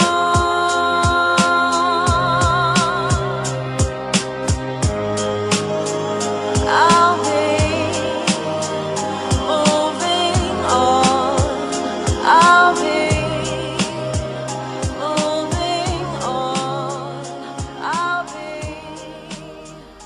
Welcome back. This is still Sunrise coming to you from Ado Ekiti. We're heading towards elections in this state, and any society cannot achieve greatness if there is no peace. We're going to be looking at the impact of this, and to discuss this with us, it's my pleasure to welcome the Commissioner of Police in Ekiti State, Mr. Sotonyen Wakama. Good morning. Reverend Father Emmanuel Akingbade, Parish Priest, St. Benedict Catholic Church, Ado Ekiti. Good morning. As well as an Islamic scholar, Dr. Sikiru Eniola. Thank you. Good morning and welcome to Sunrise. Elections are coming, and as Commissioner of Police in the state, you have your work cut out, especially since we have heard from those we have spoken to earlier this morning that they are a bit worried about the situation and how the elections are going to pan out. How are you preparing for these elections?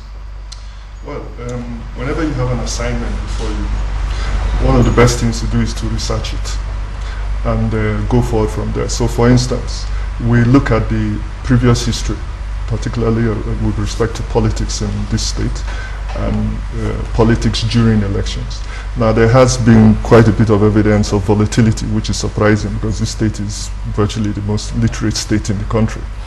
And one wonders why it happens. So we use that as a form of yardstick and then prepare towards it from that point of view. The second thing we do, you look at all the aspirants who are coming out. PDP has about 29, other parties have theirs. You now, if you like, I wouldn't want to use the word profile, but you get to know who they are.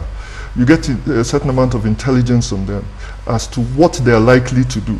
And how can you discern this? We discern it from their actions, from what they say. So you basically have two sets of the political type, the aspirants. You have those who will go when they meet their people in the party secretariat and they will say things like, look, elections are coming. We want it to be purely democratic. We don't want any problems. This is not a do and die affair. But I am the best person for you. On the other hand, at the other end of the spectrum, you have some people who go there and say, we must win. This, that, and the other. And you probably see them going around. And they are the dangerous ones. There you are. You know, and you see them going around with people who are probably taller than me, darker in complexion and looking really fierce. So you get the idea that those are the sort of persons that you need to be watchful about. The third thing you could do is you check where the flashpoints are likely to occasion within the state. There are some places where, because certain aspirants come from there, there's likely to be, some sort of clash, particularly at the grassroots levels, and you prepare towards those crisis areas, those flashpoints. It also means that, as the Commissioner of Police, I look at the personnel I have. Each one has his own, characteristics, if you like, and some of them are quite articulate and good and talk and all that. Others are more practically oriented and courageous in certain, certain ways. And so it's such people that you want to put where you're likely to experience a problem, because they're going to stand up, face the problem, and meet it in accordance with the law to the best of their abilities. So this is the way we prepare for it. Father Akingbade, some people have said that religion has been more divisive than unifying in this country, especially when you look at Christians and Muslims. The churches and the Islamic scholars and imams, they say, have not done enough to make to make us as unified as we could possibly be. What is your take? Yes, thank you. Maybe in the past. And we grew every day. Well, today, the story could be said to have been different. Talking about religion as bringing people together. When we meet our brothers on the other side, referring to the Muslims, today we say, Assalamu alaikum. And they also, they greet us, praise the Lord. Well, this week is a universal week of prayer for Christians. Now when we talk of division, man is divided along so many lines. A Catholic is different from an Anglican. An Anglican is different from a Redeemed. That is division along one line. A Christian is different from a Muslim. But that is another division. And Ado man is in some way different from an Ikere man. That is another division. Now, but I think over time we are getting to know that we are brethren of the same Father. The Pope has a tradition of giving message for the World Day of Peace. Now for this year, the theme is fraternity as foundation and pathway to peace. And fraternity, the message of the Pope is that a Muslim is a brother to a Christian. And this is the message that we preach among ourselves, and which is what we preach to the people. Relating this to the situation at hand, election time, because that's the discussion has been centered on that. It is the same piece which we have started to preach here since the first day of January. The key word, fraternity, brotherhood. In that message, the story is told of Cain and Abel, brothers, killing one another. So we are telling our people that whatever their political affiliation, they should still see themselves as brothers and sisters. Okay.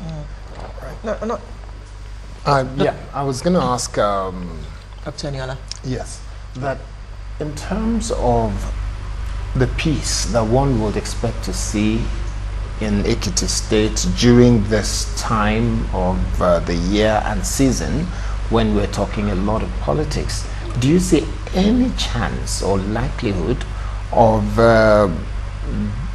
any kind of derogation or gulf or gap between the citizens as a result of religion? Is there any chance of that? There is scarcely any, because you must always leave a very small percentage of probability. Ordinarily, we would have said there is none. You see, the church and the mosque are congregational grants for all kinds of persons. People with political differences, people with economic rivalries, people with different kinds of background. And so it becomes difficult for the religious functionary to congregate these people. All of them have their peculiar background. It is therefore our responsibility to make sure that we give a sort of orientation that takes them back to our scriptures. That the scripture itself is a sociological text which spell out so many things in terms of polity, economy, interrelationship, neighborhood, and so on, even political participation and democracy. In Ekiti State, we are very lucky, I must say this, to have someone who is a scholar who understands the nitty-gritty of what we are talking about. For example, I'm sorry to say this, in some situations, the leadership might be interpreting certain concepts of religion from his own personalized background. But the governor in the state has come to adopt a scholarly approach to the issue of religion.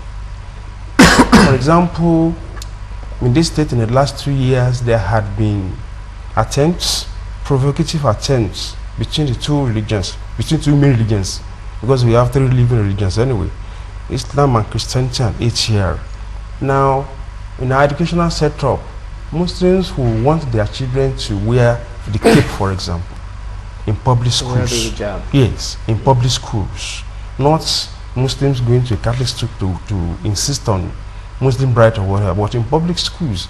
And most of our friends in public school want to see that hijab as a tool of propaganda. But when you have a leader like the governor who says no, when you wear something, a tradition, a cape, it is not a tool for propaganda nor conversion. And so, on more than 6 occasions, the governor has intervened decisively. Even the last one was more serious. But before his arrival, the deputy governor and his SSG took over.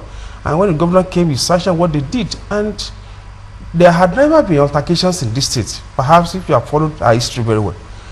It is not because there had not been provocations, there had not been difference, but because anytime we run to the executive, people are here, they are scholarly, they adopt a scholarly approach, they just bring us together and say, no, this is and more importantly, we have the Nigerian Inter-Religious Council, of which I'm a co-secretary. Okay. And so this body has played a very, very decisive role in assisting the governor also. So in terms of sorry to interject, in terms of ballpark figure, what's the percentage of Muslims to Christians in Ekiti State, do you know? Well, that would be... you say 50-50? No, that would be very contentious. Christians? No, that would be very contentious. You're taking into cognizance for the fact that there are so many Christians who bear Muslim names too. And the fact that there are extended families around here where we all share things together. So the situation has never arisen for us to begin to take statistical data of who is superior. If you have to go by the number of people that go to church and the number of people you see in mosque, that may not be fully representative of those who don't go to either, but still claim to be Muslims and Christians. Yes, you see, the problem is those people who troop to the churches and the mosques assume different dimensions when they go political. That is the problem. So the issue of supremacy does not actually arise. We are really coexisting, and that's good to know. Thank you. Mr. Wakama, when elections come, it's mainly the youth who are used to foment trouble. What are your plans to deal with such youth? And do you have a database of youth who are vulnerable and could be used to foment trouble at election periods?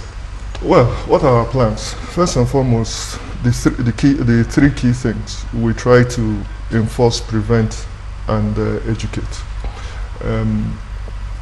We have gone round to schools, not particularly because of the elections, but because of other crimes that have been going around, yes. And I've spoken to student bodies, warning them of the consequences of their actions, of being allowed to be used. And at the end of the day, even when you're used, what do they give you? 2,000, 5,000 naira, which is virtually nothing, you know. So we warn them about this.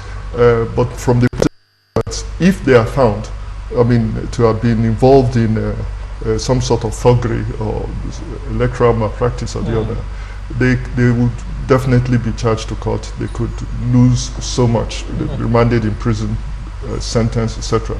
And if it is a volatile situation, God forbid, you never can tell what might come out of that. So we have been going around talking about that. We have also had the political parties, the leadership in the state, meet us in the headquarters together with our counterpart law enforcement agencies, the SSS, Civil Defense and others, and INEC representatives, and also appeal to them. That's a bit of the educational thing there.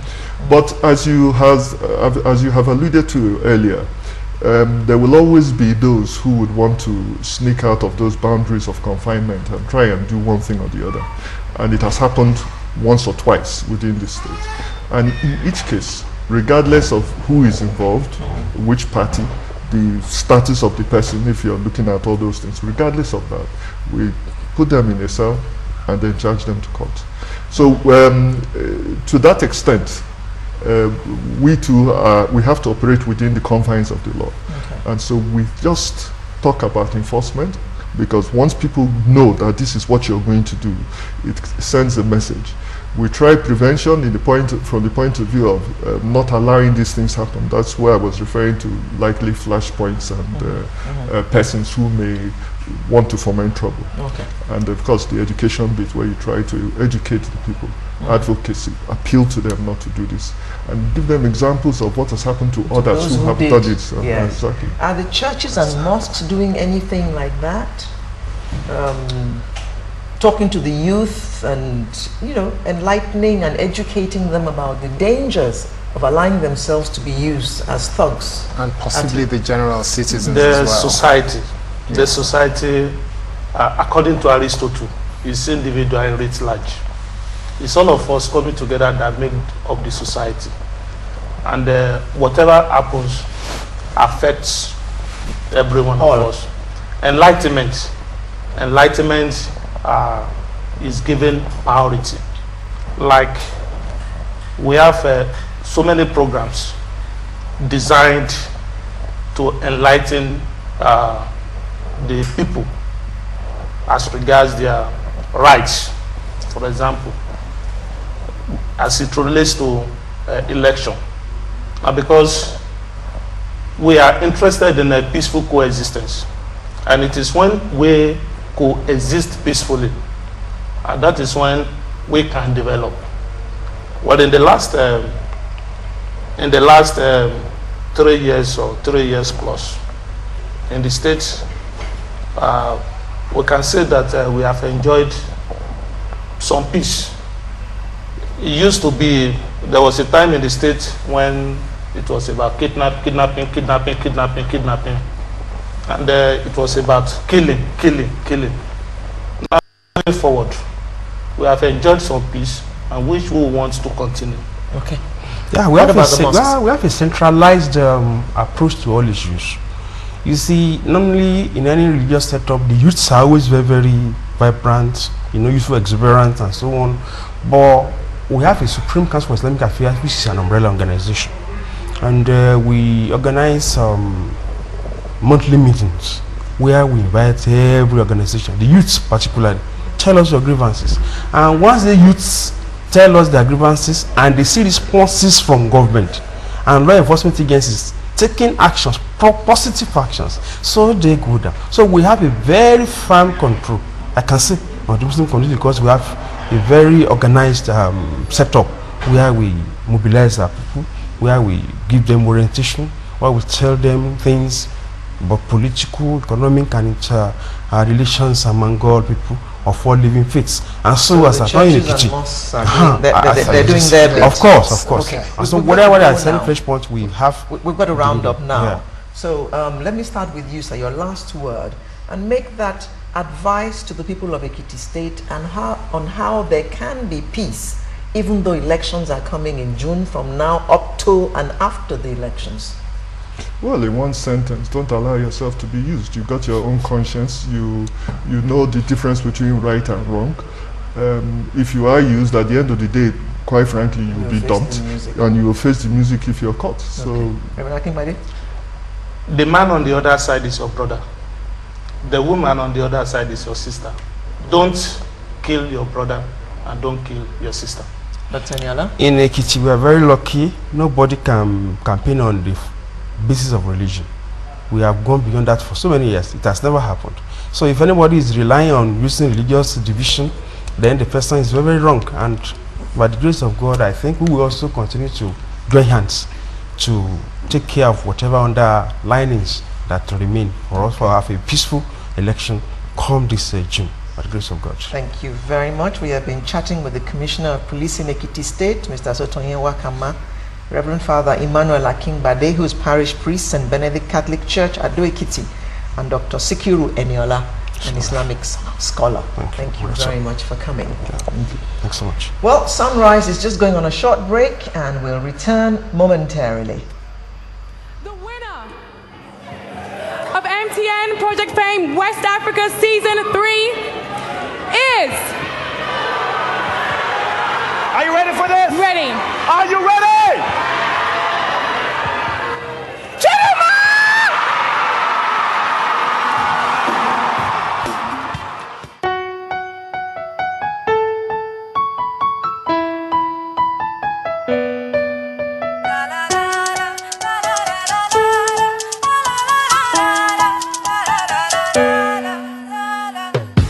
The sun goes out, the moon comes down. There's hardly anything that you can do about it. I'll walk my way, I'll take my stand. I'm trying to take all the spotlight. I got it right to myself. If I say I don't hustle, I got prominence now. See them wanna be like me. There's no easy way out. You must go through your struggle. You want cheddar, some flashy cars, but you don't want hustle. Everybody will wake up for small. So if you understand, make money, use your hand. There's no easy way out. You must go through your struggle. You want cheddar, some flashy cars, but you don't want hustle. Jump, body, body, go, go. Jump, body, body, go, go. Jump, body, body, go, go. Jump, body, body, go, go. La la la la la la la la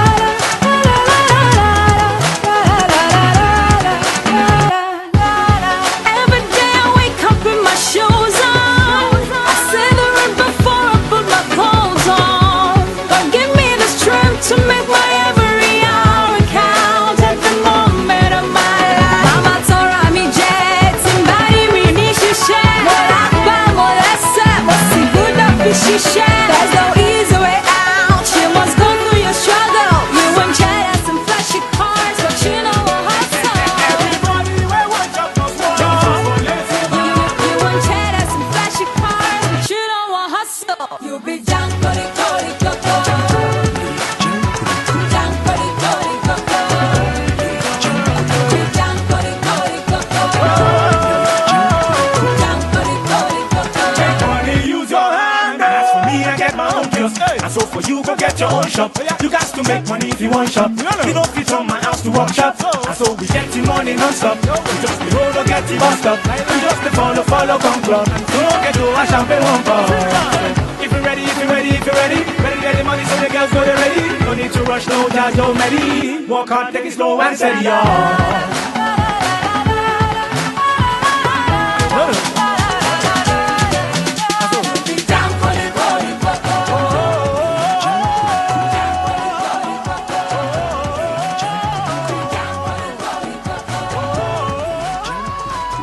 Okay, we're back, and it's good to be back because this time around we're looking at development in Ekiti State. The governor has mentioned a few things in terms of work that's being done and other things that is being given attention by the state government.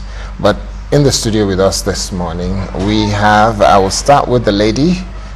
She is the special advisor, I think, is it special advisor or assistant? Special advisor. Special advisor Yes. to the governor on MDG, Millennium Development Goal, and multilateral relations, Mrs. Bumi Dipo Salami. Great to have you here. Good morning.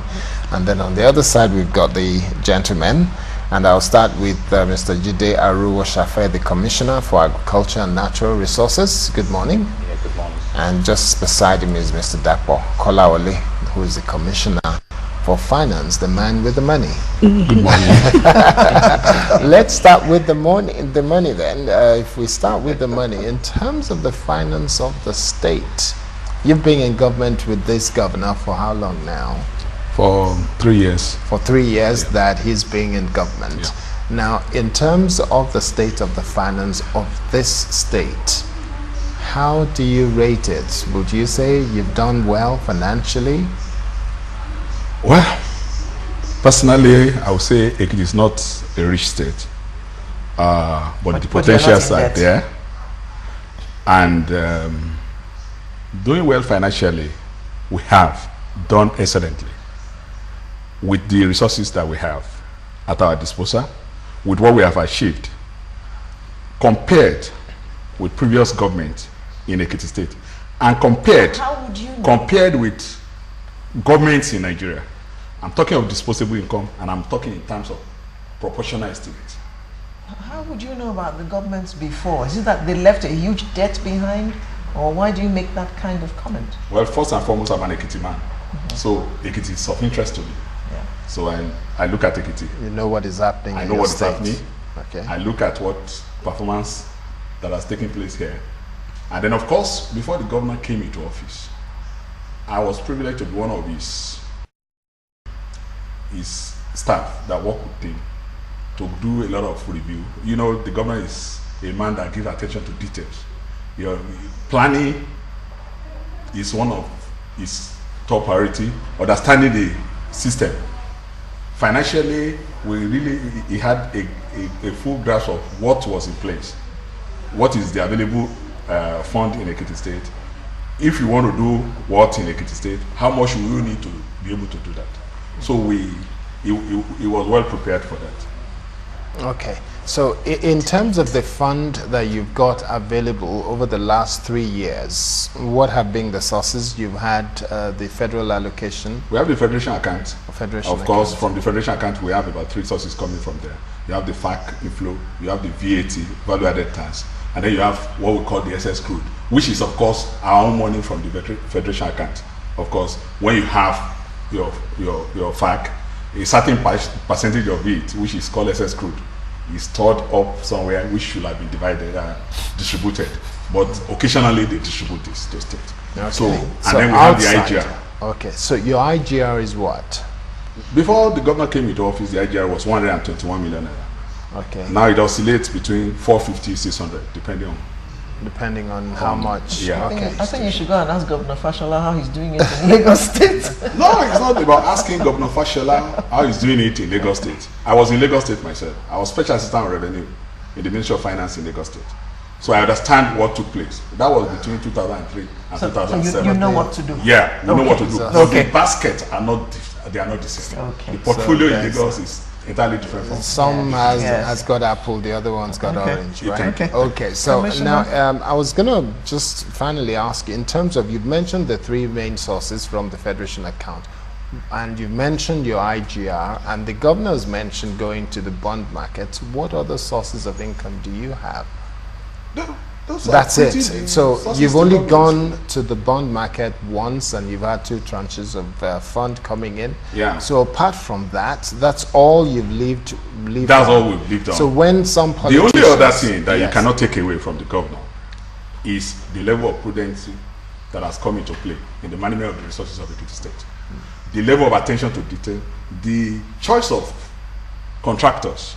You see, when you're talking about what governors are doing, or how are they doing it, or how are they achieving results, what you need to look at is the process leading to the achievement of that result. It's very, very critical for a state like Ekiti and for the country. Now, you get a state, this is a state where we met, virtually all the contracts on roads that we met were not performing. Okay. Quality of contractor was an issue. But on coming on board, what the governor has taken into consideration is, 1, no road construction or no project will be abandoned. So that will affect who is going to be the contractor. And then of course is the cost of construction. How much are we doing a contract?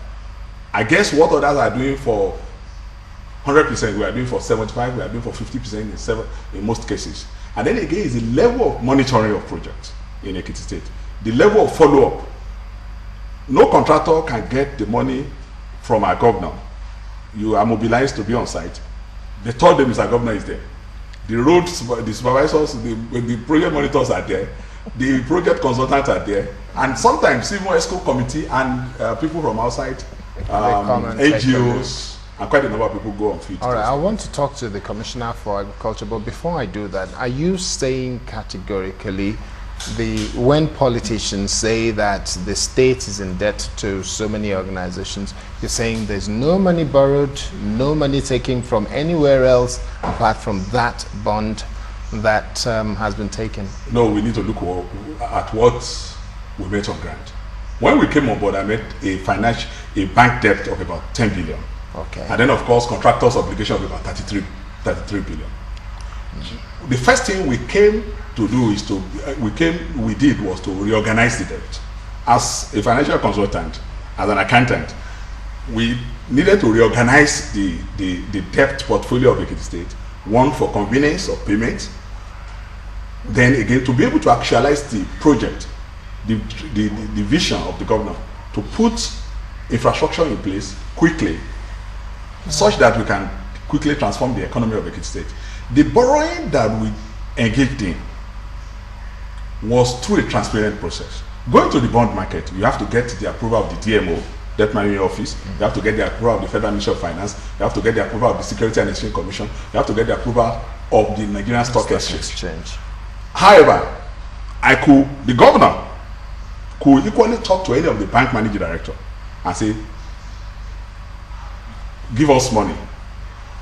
Compared with what was happening in the past, when we got to Ekiti State, the average borrowing rate, interest rate in Ekiti State was 22%. It was not sustainable. For every 1 naira, you are paying 22%. It was not sustainable. And then the first thing we did was to call out the banks and crash rate to 13%. And then, of course, what can you do as a government? We needed to securitize the debt and create a situation that we can actually deliver on project. And the only way you can do that is to go for a medium-term loan that is cheap. There is no borrowing that we're doing today that is more than 14.5%, coming from 22.5%. So you are commercial borrowing. bank rate. So you are and then the repayment obligation, the repayment obligation of the state, yes, still remain far less than what it used to be, even before we got on board. Okay. All right. So that's the kind of efficiency that has brought into the process. Okay, the agriculture and natural resources, in terms of what has been done in the state, the governor has made reference, and a number of people who are from this state, they've referred to the fact that this is a rural state where agroeconomy is supposed to be vibrant. What is the status of what you're doing regarding agriculture? Is Ekiti State turning into a food basket for Nigeria? Yes, definitely. If you look at what had happened over the past 3 years of this current administration on board, coming on board, what we focused attention on was to modernize agriculture. If you look at the majority or major part of the population of the state is actually involved in agriculture. More than 75% of our people are involved in agriculture. We came on board and said, look, we need to transit people from doing agriculture the way it used to be, to transit them to a modernized way of doing agriculture. Also, when we came on board, we had a situation at hand then that we had an aging population of farmers. We had a situation where we have plantations that are no more effective in terms of yield. We came on board and had a situation where the aging population of farmers are no more effective on the field. Where they were no more effective on the field. So we took a strategy that, look, we need to pump in new blood into agriculture. We need to incentivize youths into agriculture. We need to, engage our existing farmers through various platforms that we've set up. We have the Fadama platform where we had the Youth in Commercial Agri-Development Program that are gained ground now in Ekiti State. I beg your pardon. How did you convince youth to become farmers? Yeah, you say it's all about strategic thinking, strategic planning, and that you give for this particular administration. What we do basically is to create that enabling environment for youths to see agriculture as something they can do as an economic activity, not just a leisure. And what was the response? It was excellent. In short, when we came on board there and we did the design, people thought it will not happen. But I can tell you today, the youths cultivate 10-50 hectares of plantation, of cassava plantation in Ekiti State. We have if we try to aggregate under the Youth in Commercial Agri Development Program, if we try to aggregate what they do in cassava alone, they have more than 2,000 hectares of cassava. Today, we're trucking cassava to Anambra State. We're trucking cassava to Lagos State, to Ogun State. We're trucking cassava to Matna in Ondo State. And it's being cultivated by youths. So if you want to talk about statistics then, what percentage increase would you say in terms of increase of produce over the last 3 years from your agri sector here? Okay, let me just use rice as an example. We have this rice expansion program that we're doing. In 2012, we were able, under the rice expansion program, we were able to do close to 800 hectares of rice cultivation. In rice, for 2013, we've been able to do more than 1,000 hectares. And the dry season farming, we had to shift it into January, which we just started now. An additional 1,000 hectares is being cultivated before we go into the major part of it, later part of this year. And I can tell you that we have moved agriculture from a very low productivity level. Cocoa, for example, we're revamping close to 66,000 hectares of cocoa. We're rehabilitating plantations in Ekiti State. How far have you gone with that? Because at the end of the day, people want to be able to talk about results, not efforts. Yeah, that's what I'm saying. Okay, let me give you an example. 160,000 cocoa seedlings had been distributed, and it was actually nursed in Ekiti State. Before this administration came on board, we go to other states to pick seedlings. Okay. But when this administration came on board, we were able to incentivize you to do seedlings production in the state. And they did, for 2012, they were able to do 160,000 seedlings of cocoa. This year alone, for this year alone, they are doing 1 million seedlings of cocoa to be distributed to our farmers. Improved seedlings to be distributed to our farmers. And what that tells you is that this is a state that don't used to produce cocoa seedlings. From zero, we moved to 160,000. This year, we're moving to 1 million seedlings. We've done close to 300 already in January. In January, okay. Thank you. That's good. Mrs. Depo Salami. Yes. You are the essay on MDG and multilateral relations. And development relations. Please give us a progress report.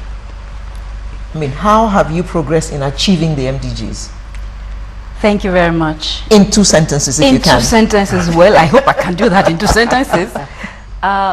What we have been able to do in Ekiti, to achieve in Ekiti State, has been very significant. One, because the 8-point agenda of Dr. Kaide Fahimi, the roadmap to Ekiti recovery, is premised on the MDGs, which means that everything that we do in Ekiti State is geared towards achieving the MDGs.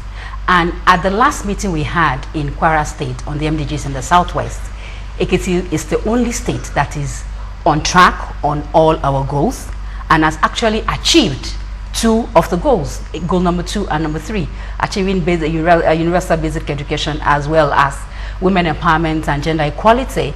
There is no other state like that in Nigeria that has, has such amazing achievements. I'm sorry to interject your 2 sentences. Yes. You mentioned that you've achieved with women empowerment. Yes. Now, what is it that has been done in the state that qualifies you to say that you're achieving in this area? For us, in Ekiti State, we have a high percentage of women in government. Such as where? Such as in the executive, both in the elective and in the executive positions. We have numbers, it will help us. Well, we have, for instance, where you have permanent secretaries, we have never had it this good. We have the minimum of 33% that the affirmative action makes provision for us in Ekiti State. Ekiti State has that. We have women in positions of leadership, not just the traditional areas where you would expect to find women. Not tokens. Not education, Ekiti is not about tokenism. Ekiti is about putting the round peg in the round hole. And if you're a woman and you deserve it, you get it. Dr. Kaide Fahimi has made life more abundant for Ekiti women because he has protected us from violence. We have the gender-based violence prohibition law in Ekiti state. We are the only state in Nigeria that has that. We have the equal opportunities law. Ekiti is the only state that has that in the whole of Nigeria, which makes provision for equality of opportunities, equal platform, equal footing for men and women, boys and girls. What about the living conditions of rural people? What has happened in that area? Ekiti is, like you said earlier, we are mostly a rural state, which means that every area, every nook and cranny where the governor is intervening could be classified as a rural area. So we have, apart from the state capital, Ado Ekiti is the only place you see all the glamour, that you see all the street lights, that you see the traffic lights. Yes, we have a few of those. That you have all the dual carriageways. But when you go into other parts of Ekiti, you see that we are mostly farmers, like the Honorable Commissioner was just talking about that earlier on. You have interventions for the elderly, for the youth. We have the youth volunteer program. We have a social security for 20,000 that we're expanding by another 5,000, I think, this month. We have our conditional cash transfer for young women, young mothers in Ekiti State, 2,250 of them that go home with 5,000 naira every month for 1 year. And then we have pockets of jobs being created for people in the rural communities. We have people, we have young people that have been engaged as village health workers, that have been engaged in into the fire service, into EXMA and all of that. So I will say that... Sorry, what is EXMA? EXMA is like the version of LASMA. Okay. Yes, the Ekiti State Traffic Management Agency. Yes. So when you look at all that, that has happened in Ekiti in the last 3 years, you see the huge transformation. I call it transformation 360 degrees. When you look at where we're coming from to where we are now, where we are coming from a point where we didn't have water in our rural communities, where the past administration made water fetching points where they did not have pipelines, to a point where people can actually go to the taps and turn the taps and they have water in the rural communities. I think that is that makes me happy. I'm so passionate about it when I talk about it because it's not something you see on paper. It's something you go out into the community and you see the transformation. You see, when you see women, you see the joy on their faces. You see women that are empowered, women that even threaten the men now, that they will send them to jail because it means they know about the law. They are well informed about the law. They know the law exists and they know the mechanisms for accessing the law. So the men are sitting tight because we don't want our prisons overcrowded, and they are behaving themselves because Dr. Fayemi is protecting his women. Okay. Now let me come to you, Commissioner for Agric. At the national level, the Agric Minister is being applauded the world over. Is his work trickling down to the state level, and is it affecting Agric in Ekiti State in any way? Yeah, you say we're in a country where we're beginning to get the policies right now, but unfortunately, one of the things that we still need to, articulate well is it's the state operation, how the federal arrangement needs to trickle down to the state, because the state is where the state is where the play is. Because we don't have federal farmers. You only have farmers at the state level. That's right. You only have farmers at the state level. Take for instance, I'm so passionate about youths, doing commercial agriculture. I mean, we need to put together a thorough plan where we have our youth well incentivized into agriculture, and that is what you've seen happen in Ekiti State, where we created a platform where a youth in Ekiti State can easily come into the space of agriculture, play within the space, and earn a living for himself or herself. I was listening to earlier interviews where we were talking about youth not being used for brigandage. Yes, but you see, if they have good things doing, they won't be used for such things. And that is what this current administration has done. I can give you an example. Just yesterday, we test run a broiler processing plant in Ekiti State. That will be the first time it's been done here in Ekiti State. Previous administration tried it, and let me, because you asked my that's the Commissioner for Finance the question. Some 2 administration ago, previous administration, they tried doing the broiler processing, and they spent close to ₦1 billion on that processing facility. We've just spent just 15 million naira, and we've test run that particular plant, and that will unleash serious development in the poultry value chain in Ekiti State, and it's being handled by youths. Existing poultry farmers will be able to breed and to breed broiler and push it into that factory. We'll be able to push whatever we are able to output here to the northern part of this of Nigeria. You mentioned rice earlier. Rice has been banned in Nigeria, the importation of rice. Right. How much do you think Ekiti will produce to cater for 160 million people? Yeah, very good question, and that takes me back to what we met on ground and where we are now. What we made on ground, Ekiti State is well positioned to do both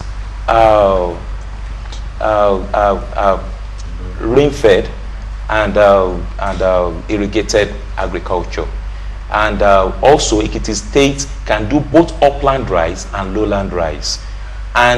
But unfortunately, previous administration never tapped into this. Like I said, just 2013 alone, we've been able to produce, under just one of our rice program, we've been able to produce over 5,000 tons of that can feed how many people? Rice paddy. I can tell you that even if you look at what was distributed, what was sold in Ekiti State in December, in November, December, it's local rice produced in Ekiti State, processed in Ekiti State, and given to our family. We used to have what we call Igbimo rice and the rest that used to be stony. But if you look at what we have been able to process in 2013 alone in this state, we now have stoneless rice. And are the indigenous buying the rice? Indigenous are buying the rice. We're pushing rice paddy to Lagos State. Lagos State has a huge mill. We're pushing rice paddy to Lagos State to be processed as well. So that tells you something, that we're pushing rice paddy to Lagos State, which is actually the consuming center of Nigeria.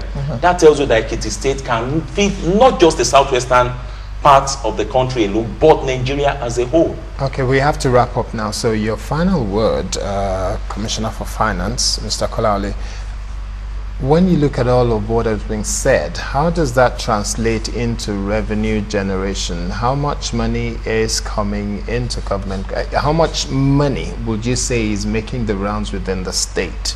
Yeah, presently the government is laying the building blocks for development in Ekiti State, creating roads, providing infrastructure facilities, opening up the rural areas, providing water, providing amenities for people to be able to bring industries into Ekiti State. As I speak, about 3 or 4 industries have been constructed in Ekiti State.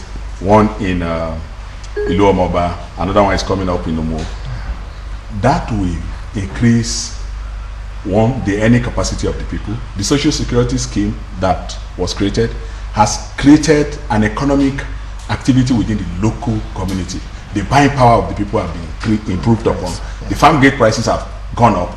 There is a multiplier effect. For every 200 million naira that is plugged back into the rural areas, there's a multiplier effect, because the same person that has harvested his yam can sell, and then of course can equally go and buy clothes, buy exercise books, and create opportunity within the system. So we expect an improvement within a very short period in the finances and revenue of the Ekiti State. Okay, thank you very much. And your final word, Mrs. Dikwa Salami. what are the things that you expect to see in the coming months, and if this government is retained or voted for to remain for another 4 years, what will be the projection? Thank you very much. In the last 3 years and 3 months, Dr. Kayode Fayemi has shown Ekiti people that development is about the people, which is what everybody can see now, can touch and feel in all areas. And that is what I know, not that I even hope, I know will continue even beyond 2014, because the lives of the people have changed. Change has taken place in Ekiti State. And, you know, Ekiti people in both at home and in the diaspora, they have noticed the difference. And that is what is going to continue. But the that lives change is not absolute. Well, it's not. It's a process. It's it in is. progress. So it the is. progress in terms of the future of it is what I'm hoping. In terms of the future of it is that, you know, the gains made will be consolidated upon. The gains made in all areas of life, you know, touching women, girls, men, you know, the economy that has improved. That is what I know. That is the fact of what's going to happen to Ekiti people. All right. Thank you very much. I must say thank you very much for a very interesting conversation and revealing information that you've shared with us. And I will start again with Bumidikwa Salami, whose essay on MDG and multilateral relations. Thank you very much. Thank you. Also Mr. Jide Aroshafe, Commissioner for Agriculture and Natural Resources, as well as Commissioner for Finance, Mr. Dakpo Kolaoli. Thank you very much for time shared with us. We really do appreciate this. Well, Sunrise is not going away. When we come back, another very interesting conversation will be on Channels Television. We're not done yet. We're here till 12 in the Land of honor. Ile iyi, ile ye, as they say in Ekiti land. So join us again.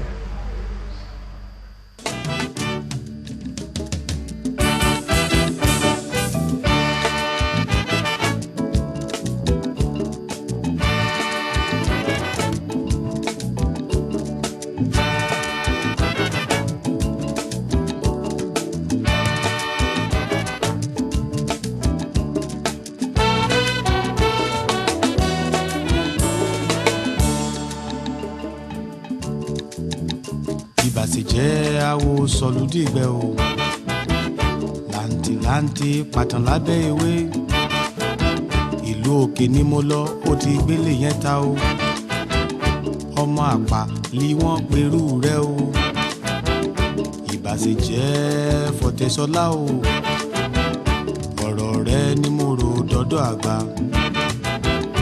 ìyẹ́sùnkún bàbá fọwọ́ lẹ́rán o wọ́n lọ́mọ ènìyàn wọn ò ṣe é gbára lé o. Monkey dey wear shoe, you think say he be fine guy.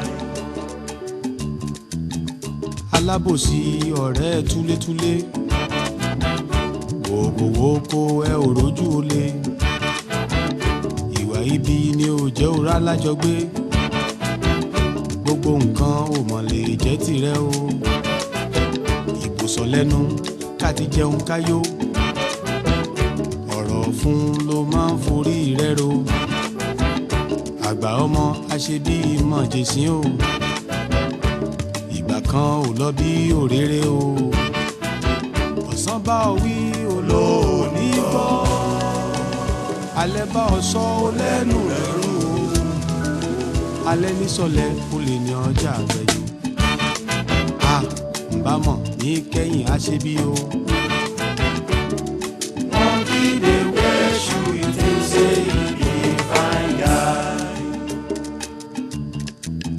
Ènìyàn méjì yìí pàdánù irọ́ o bẹ́ẹ̀ ni apá fún ọmọ ẹni purọ́ mọ́ra rẹ̀ o ṣe bójú àwo làwo mi fi gbọ́bẹ̀ o n ò ṣọ̀dẹ̀ mọ́kàndákẹ́ ni o ènìyàn ó sáwọn náà kẹ̀sí lóró jẹ́jẹ́ mi ni mo mọ̀ ń lò gbà ìwà ẹni tọ́ mi ṣe nìyẹn ń túlé agbọ́n o ìdí ọ̀ṣọ́ra yọmọ jíjó ẹ̀tẹ́ o ilẹ̀ bá ọ sọ olóòní gbọ́ òkè bá ọ wí ó lẹ́nu rẹ̀ rún o ṣe bẹ́ẹ̀ ní sọlẹ̀ o lè ní ọjà àgbẹ̀dì bá tẹpámọ́ṣẹ́ ọ̀la ń bọ̀ wá dá o. Welcome back. You're still watching Sunrise, and thank you for staying with us. We're coming to you today from the land of honor, Ekiti State. We are coming live from Ado Ekiti. Many things stand the southwestern states apart in the country, but Ekiti State is particularly blessed with a natural water called Ikogosi. It is a point where hot and cold water meet. Warm springs, and that is where that water, the one that has the last letters of that word, that's where that spring water comes from. That is one of the major attractions, and if you've been watching us from the beginning of today's program, we were told by the governor that at Christmas, over 20,000 visitors came to the warm springs. Now, to look at the selling point in Ekiti State with us this morning, it's my pleasure to welcome Chief Ronke Okusoya, who is Commissioner for Culture and Tourism. Thank you, Good morning, Anero. madam. Morning. Thank you for joining us. And we also have Professor Ojo Bakare, who's a cultural ambassador. Good morning. As well as Dr. Eniola Ajayi, the Commissioner for Environment. Thank you. Good morning. Good morning. And thank you very much for joining us this morning. Now, let me begin with you, Madam Commissioner for Culture and Tourism. We have spoken at length, and Ekiti State has been selling Ikogosi. And from what the governor told us, it is selling like hotcakes. Now, can you explain this phenomenon to us that has made up this beautiful place called Ikogosi? Thank you very much. In fact, I'm very proud, and I can hold my head high anywhere because of what the vision of Dr. John Kayode Fayemi in the transformation and the redevelopment of Ikogosi. The governor has tourism development as one of his 8-point agenda, and tourism is actually agenda number 7. And he believes that with tourism, using our culture, using our natural resources, we can generate and bring people to the state for social development. And he has completely transformed Ikogosi. And the transformation of Ikogosi from what it used to be, if you saw the picture of what Ikogosi used to be, it was completely derelict, completely vandalized, overgrown with weeds. In fact, nothing to write. We have some visuals showing now. Is that Ikogosi? Oh yes, that's what it was before, Governor. Oh, okay. No. Oh, we have before and after. Okay. Yes, I would really love you to see what it was. This is what it is now, with the transformation and the redevelopment.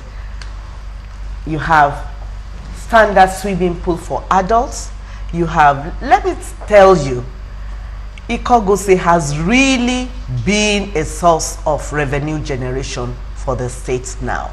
And like His Excellency said, that 20,000 people came at Christmas. In fact, at New Year, 20,000 people more came. And we had, for that festive period, we had a total about 40,000 people visiting Ikogosi. Not bad. Not bad. So it is really affecting the economy positively. The surrounding towns like Aramoko, Eriginyo, and so on. The hotels also, there is a spillover, and they're completely taking over. In my town, in Efon, during the festive season, because Efon is also in the tourism corridor, you had people, a spillover of visitors. People parked their cars right onto the next town, Ikpole Iloro, where you had the waterfall. So really, it has taken off, and the vision of the governor that tourism will revive the economy of Ekiti State, is coming to on pass. its way. Yes, Okay. it's on its way. Dr. Ajayi, you are the Commissioner for Environment. Yes. Driving around Ado yesterday, I noticed that it's very clean. How have you been able to achieve that? Well, it may have looked very clean to you, but our dream is even greater than that. Okay. Because we want Ekiti to be spotless.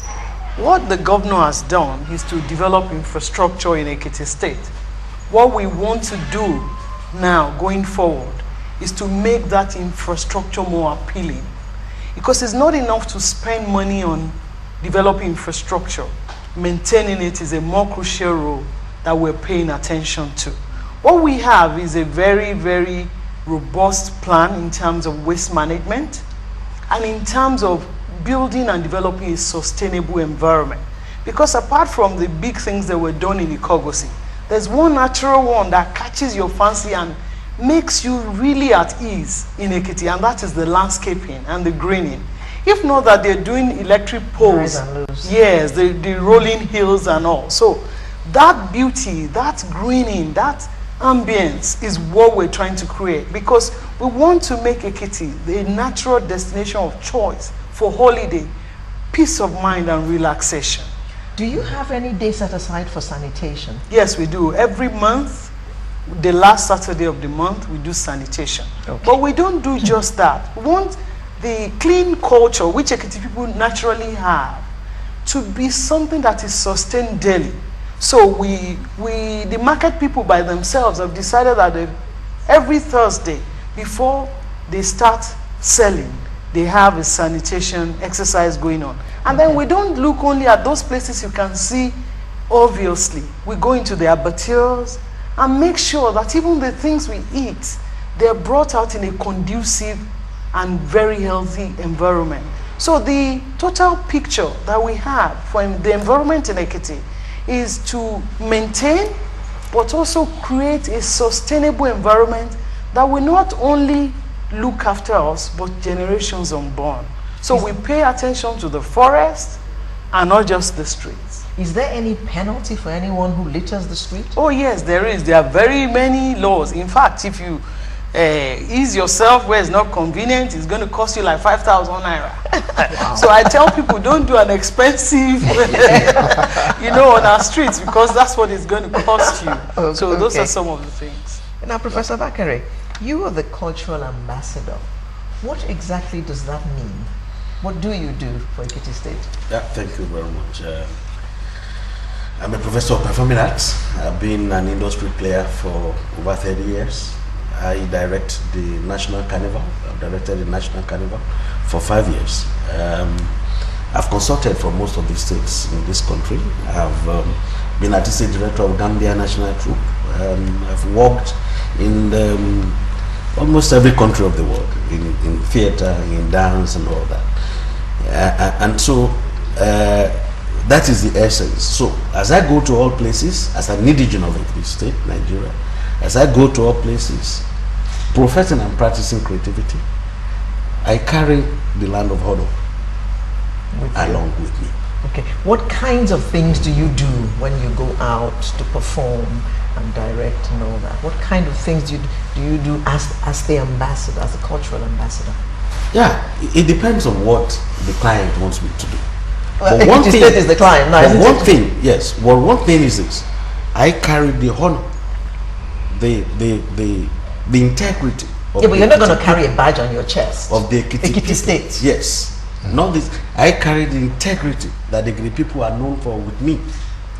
Okay, I have been an industry player for over 30 years without any scandal, without any controversy. May I chip in there? So it shows that the Ekiti person is a man or woman of integrity, of honor. Okay, so that is what it means. So as I go about doing my job, I make sure I do nothing to disrepute the name of the state where I come from. Okay. I want to say that Professor Bakare is one of 16 cultural ambassadors that we have in Ekiti State, and he is actually a member of the Technical Consultative Committee on Arts, Culture and Tourism of our ministry, and it is the chairperson of the Technical Consultative Committee is the wife of Governor Irelu Olabisi Adeleye Fayemi, and it is this consultative committee actually that sat down in their first summit and drew up the strategy for regenerating arts and culture in Ekiti State, and they drew up the blueprint. So this is one of the things that the cultural ambassadors do, you know, bring up a blueprint of how we're going to carry on the art of re-strategizing arts and culture promotion as well as tourism in the development of the state. And so this is what we are following. This is one of the things he does for us as our cultural ambassador. Okay. I was gonna ask the Commissioner for Culture and Tourism.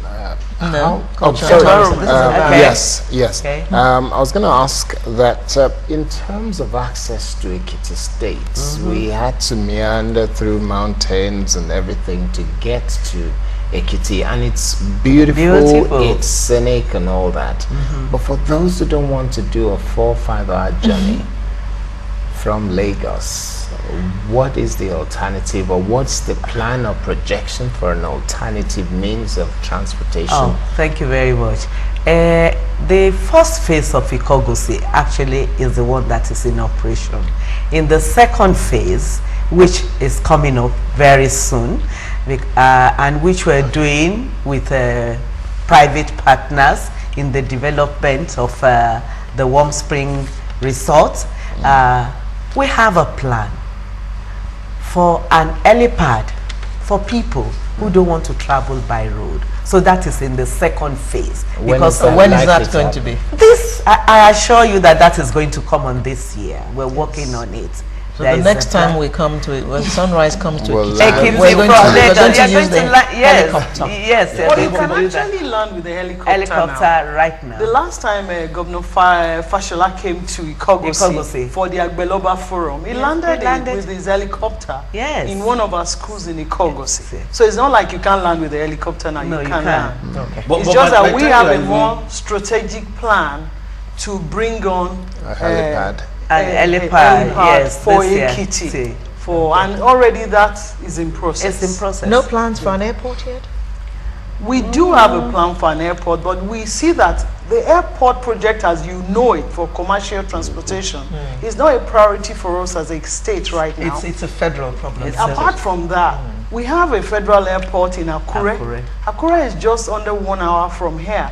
So when you think like developmental brains like we have in Governor Fayemi, he knows that there are more crucial problems for us to tackle as a state, rather than think of bringing an airport for commercial use to Ekiti right now. But traveling by road is part of tourism, really. So by the time you are flying in and landing at a helipad, you miss something already. When you drive from Lagos to the beautiful scenery. The moment you come in through the Efwala Aramoko corridor, you already seen the rolling hills and all the beautiful landscape and all that. And so if you are a tourist, you should be prepared to travel, by road. You talked about the roads, but you would notice that the Ekiti roads are okay.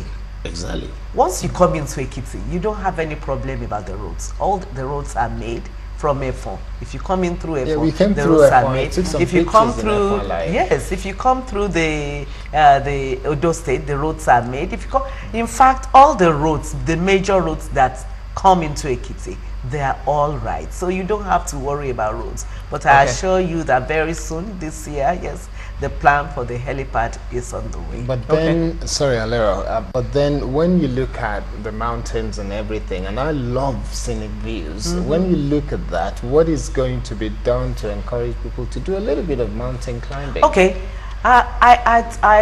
we talked about Ikogosi. In another 5 minutes drive from Ikogosi, you get into Ipole Iloro. And when you get to Ipole Iloro, there is the waterfall, the Arita waterfall. For people who love hiking, you want to go up, already that is settled. You can actually go up and climb up and see the waterfall right from, you know, almost at its source. So we have plans to make, you know, the place accessible with stairway, not concrete this time, but to retain its natural content so that people, for example, this holiday I had people who came in from as far away as Denmark, and they were, you know, and they were saying to me, in the forest surrounding the waterfall, they saw exquisite butterflies, black and white, that they have not seen before. So some of these tourist sites were going to retain their natural fauna and flora, so that it will be like anything you see on Discovery or National Geographic. So we are thinking about ecotourism as well for the other sites that you can walk through and enjoy. What other tourist attractions are there in Ekiti? There are many. There are heritage sites. Heritage sites that has to do with history of the community, like the Olosunta Rock in Ikere, like the caves, the Esa Cave in Irepodu Ifelodo, like the benevolent rivers and streams, one of them being Ikogose, another one being Oni River in Efualaye, and there are so many. And there is the Ayoba Hill, on which Mr. Governor has put a very imposing government house. So we have so many of those monuments. There is the hill. There is the hill Okutagbo Kutaleri here in Ado Ekiti. Okutagbo Kutaleri, stone on a stone. On a stone. And there are so many. And you know, there is the one that they said Orumina lived for 600 years there. Okay. I think that is the Ayoba Hill. And there is the Ogonire Grove in Irekiti. There are so many of them. And then when you talk about religious tourism, there is the burial place of Ayoba Balola, the founder of Christ Apostolic Church, CAC. And there are so many of them. We are blessed with dams, waters, Ero Dam, Egbe Dam. The last tourism day was on the benefit of water to mankind and safeguarding it. And we took an excursion to one of the dams, Egbe Dam. And people who saw it on the Facebook were saying, where is this? Where is this? And I said, in Ekiti State, unbelievable. And there is the Ureje Dam near us in Ado Ekiti here that we are developing in partnership with the federal government to turn it into a theme park, a beautiful tourist site, and the work has begun on that. And you have the cultural festivals as well. Yes. Okay.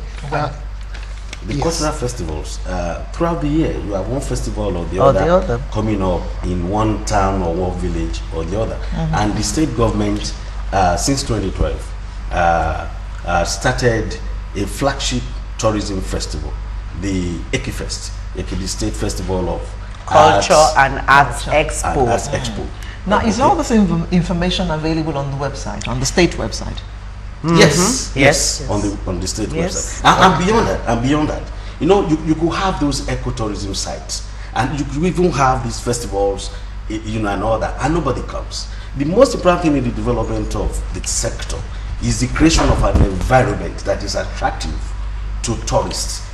Okay, and that is exactly what this government has done. When I came back after 25 years of living in other places, when I came back into the place in 2012, by 7-8 p.m. you couldn't come out of your house. There was no nightlife. But now, because of the provision of street lights, because of safety and security, because of the good roads you have in the state capital in Ado, by 1 a.m., I mean 2 a.m., people are still about. People to me, that is fundamental. Because you could spend billions of, you know, of Naira developing infrastructures, and nobody comes. A lot of people are coming even from the neighboring states. Because this Christmas period, I was in Ikogose, I was in Ikpole Loro, and people came from the neighboring states, from Kwara, from Kogi, from Oshu. All the people came. So people are coming. Okay, well, just before we wrap up, okay, we need to wrap up now, we're being told. So, I Dr. know. Ajayi, in terms of developing the environment to keep the aesthetics and also make it relevant to the day-to-day living of people, what are you doing? What's your ministry doing about that? Okay, on the practical side of things, we ensure that the environment is properly maintained. But when you look at a more long-lasting and sustainable approach to conserving the environment, we're developing some of our forests to natural conservation zones, like the Ishon area. Then we have forests that we want to reserve just to be able to get more carbon credit for the state and to ensure the ecotourism of such areas are preserved, like the forest we have in Erefun. Then in this year, we're going to have a zoo developed somewhere around there as well. So there's so many things we're doing on that front, and for the forest too, because the way in which before this administration, there used to be indiscriminate felling of trees in our forests. We have been collaborating with those in that sector, the sawmillers, the timber traders, and all the people involved in the sector to ensure that there's a sustainable way in which our forests are maintained. So apart from cutting down trees, we're also planting. For the past administrations, there hadn't been a lot of development in terms of planting of trees. Well, in 2013 alone, we planted many hectares of our forest reserves, and we're going to do much more of that. We're not just planting even commercial trees, we're also looking at preserving some of our indigenous trees, like Iroko, Obeche. Some of those things are already becoming extinct. All right. Thank you. It was supposed to be a last word, one sentence. One sentence, I'm Your last sorry. word, please, in one sentence. Thank you. The Ekiti State has become tourism destination by all global standards, and so we are waiting for the people. Okay. They are already coming. We want them to come more. Okay. Your last word, ma'am. My last word is that tourism, promotion of arts and culture, we have found out that it can be used to empower the youths, and so we're going to see that we use the creative industries to empower the youths and to bring economic empowerment to the state as well. Thank you very much. We have been chatting with Chief Runka Okusoya, who is the Commissioner for Culture and Tourism in Ekiti State, Professor Ojo Bakare, who's Cultural Ambassador, as well as the Commissioner for Environment in Ekiti State, Dr. Eniola Ajayi. Thank you very much. Thank you for joining us this morning. Thank you. Sunrise will return in just a moment with the home stretch. I look forward to that. So must you.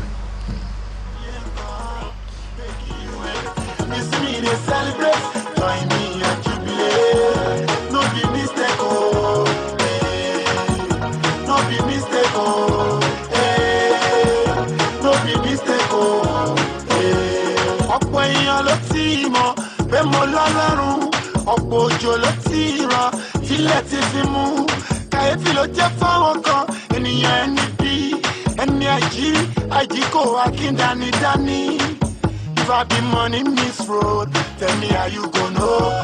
And you know you show fair call it Aja Gogoro. I don't know why God choose me. I don't know why this will support me. Maybe because I'm one of them. Maybe because I'm part of them. Because maybe our goals are one. Because maybe the better we fall. I share their pain.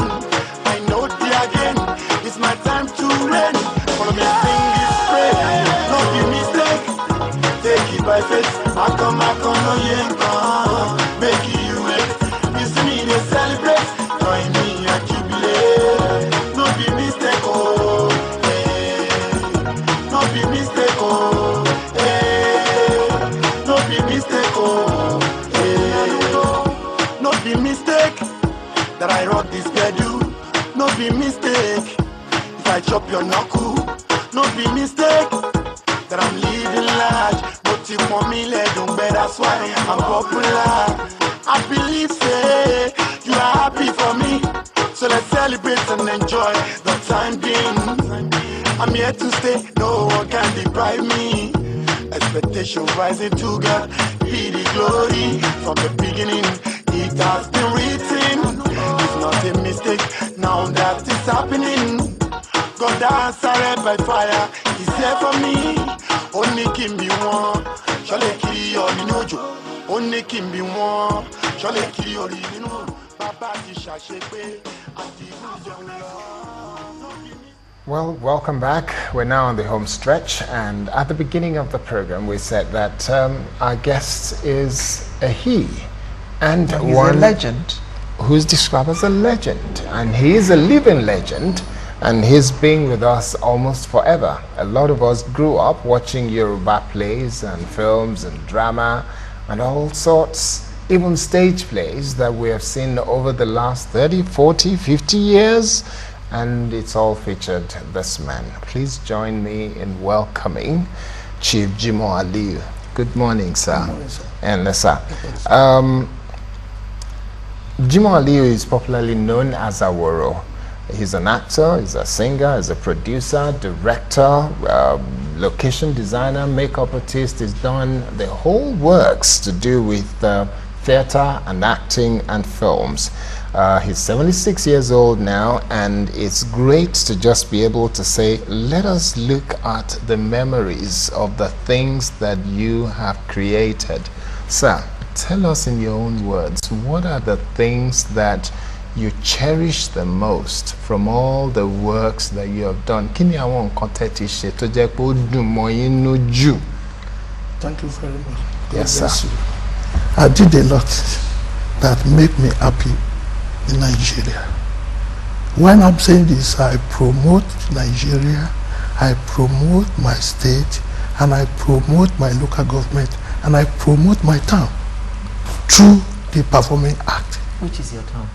I'm from Okemesi, Ekiti West local government. My mother is from In Ado Ekiti. So that is Ijero local government. Okay. So I did a lot of performance because I started my drama in the year 1956. I lived for Okemesi in the year 1946. I was in Lagos because I have just a little education. I attend school just for only 6 months in my life. I have no teacher, I have no lecturer, I have no tutor, I have no fees. I have no lesson teacher to teach me A, B, C, D, E, F, G, S, or A, B, D, A, E, Figure B. Nothing like that. But I think it's a special gift. Yeah. Who taught you acting? When I was in Lagos, I loved to watch film. Through that film, I started to go and carry gaslight for Ogunde performing art. From there now, I'm a bricklayer. I'm starting. You know, there's a proverb from our fathers that, oh, kewu okawe, wakalaru osare. When I have no education, when I hear alaru, I shout, hey! I move out. I didn't. You understand? Then I started watching film. From film now, I start to with a pom-pom carrier, load carrier. From there now, I start to learn drama from Akin Ogungbe at number 2 Kelani Street, Mushin, Lagos. That is the year 1955. That's from 1965 now. I start my drama. I live for Ogungbe in the year 1967. Army? Yes. Oh, you went to the war? Yes, I think. I worked with Adekunle. Adekunle Abejarbe is my officer. After that, Danjuma. After that, Obasanjo. Before I left 3rd Marine. And I worked with J.J. Uleye at 2nd Division. And I worked Bisala at 1st Division. Why did you leave the army? I lived there in the year 1978. Why? Because I don't need it again. I want to start my work again because I was in the military, dancing, performing arts, every damn place, down to Enugu, Boko, to Makodi, all that place, down to Kano. So you were not a combatant? No. You were a dramatist? I'm a dramatist. If I hear that this place is already captured, then I'll start performing. Another place, I move to another place again. I move to another place again. So you entertained our soldiers. Yes, it is true. What about during the Civil War? During the Civil War. So you were out there making sure that they were entertained after each day of relief after battle. After, yes, exactly, that is my law. But at the same time, when I leave the place again, I come back and start my theater group, cultural troupe again. I start move from another place, another town to another town, place to place. What would you say is your strongest point? Is it the dancing or the singing or the comedy and Excuse me, boy, the comedy. We started comedy before we start culture. I know how to dance on the broken bottle, fire eater. We have started this since 1950. You understand me now? So, but you know, at the same time, when I start culture now, I start to promote my culture, my state culture.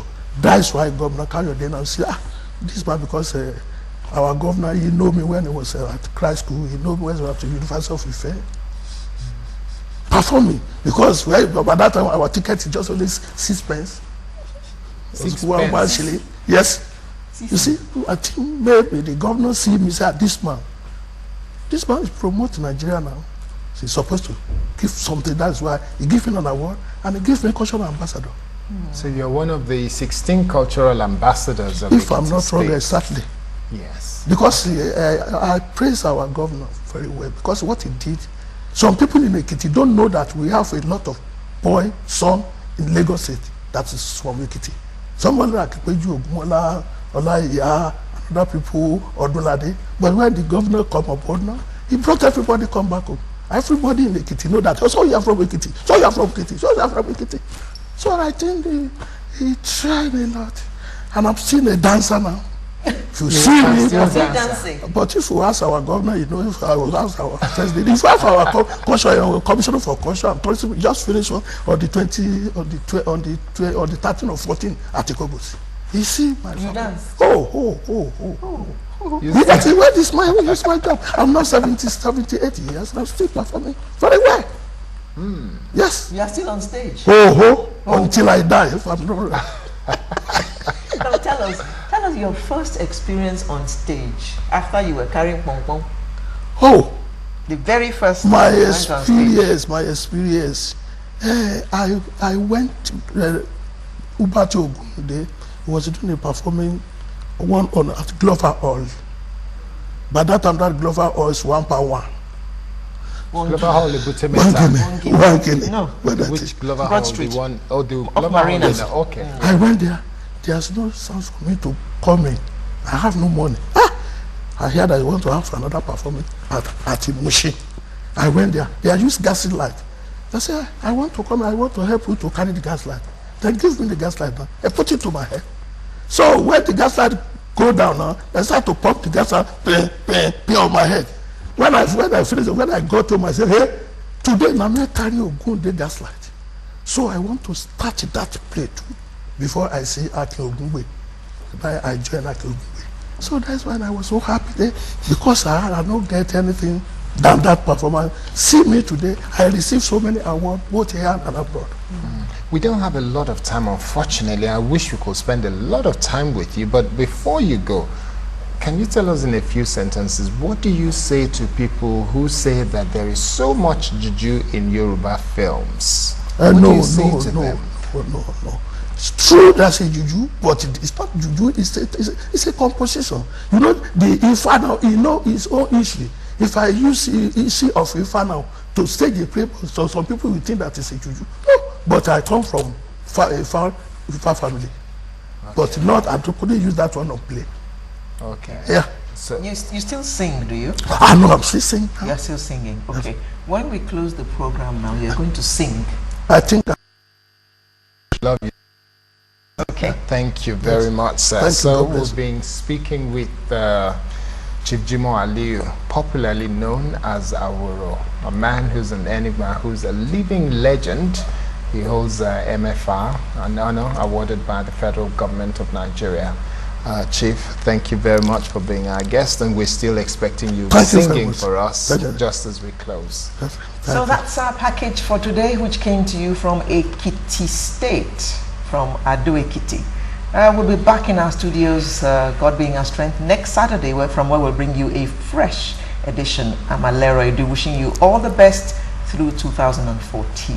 And my name is Kaide Akintemi. Great being here, and we're so happy that we are in the land of Anna, and we'll take some of it back to Lagos. And we shall be eating some pounded yam before we leave. It's on Twitter already. So over to you. Thank you. Ẹ ṣé tẹ́ ẹ ṣe mí lóore lónìí ara èmi ò sì mórí. Gbogbo igi tí èrè pé bá rọ̀ mọ́ igi ọlọ́rọ̀ ló dà. Tá a bá kọ́lé fún ni wá ló ṣe, tá a bá ra mọ́tò fún yàn wá ló ṣe, tó o bá fún ni lọ́mọ wá ló ṣe, o ṣe kan ò mọ̀mọ̀ kúkú ṣe, tó bá ń lọ́dọ̀ Ṣàngó tí fi ijó ṣe, mò ń lọ, mo mọ̀ ń lọ o, ẹ mọ̀ pé n ò dá gbére mọ́, mò ń lọ, mo mọ̀ ń lọ o, ẹ mọ̀ pé n ò dá gbére mọ́. Aye.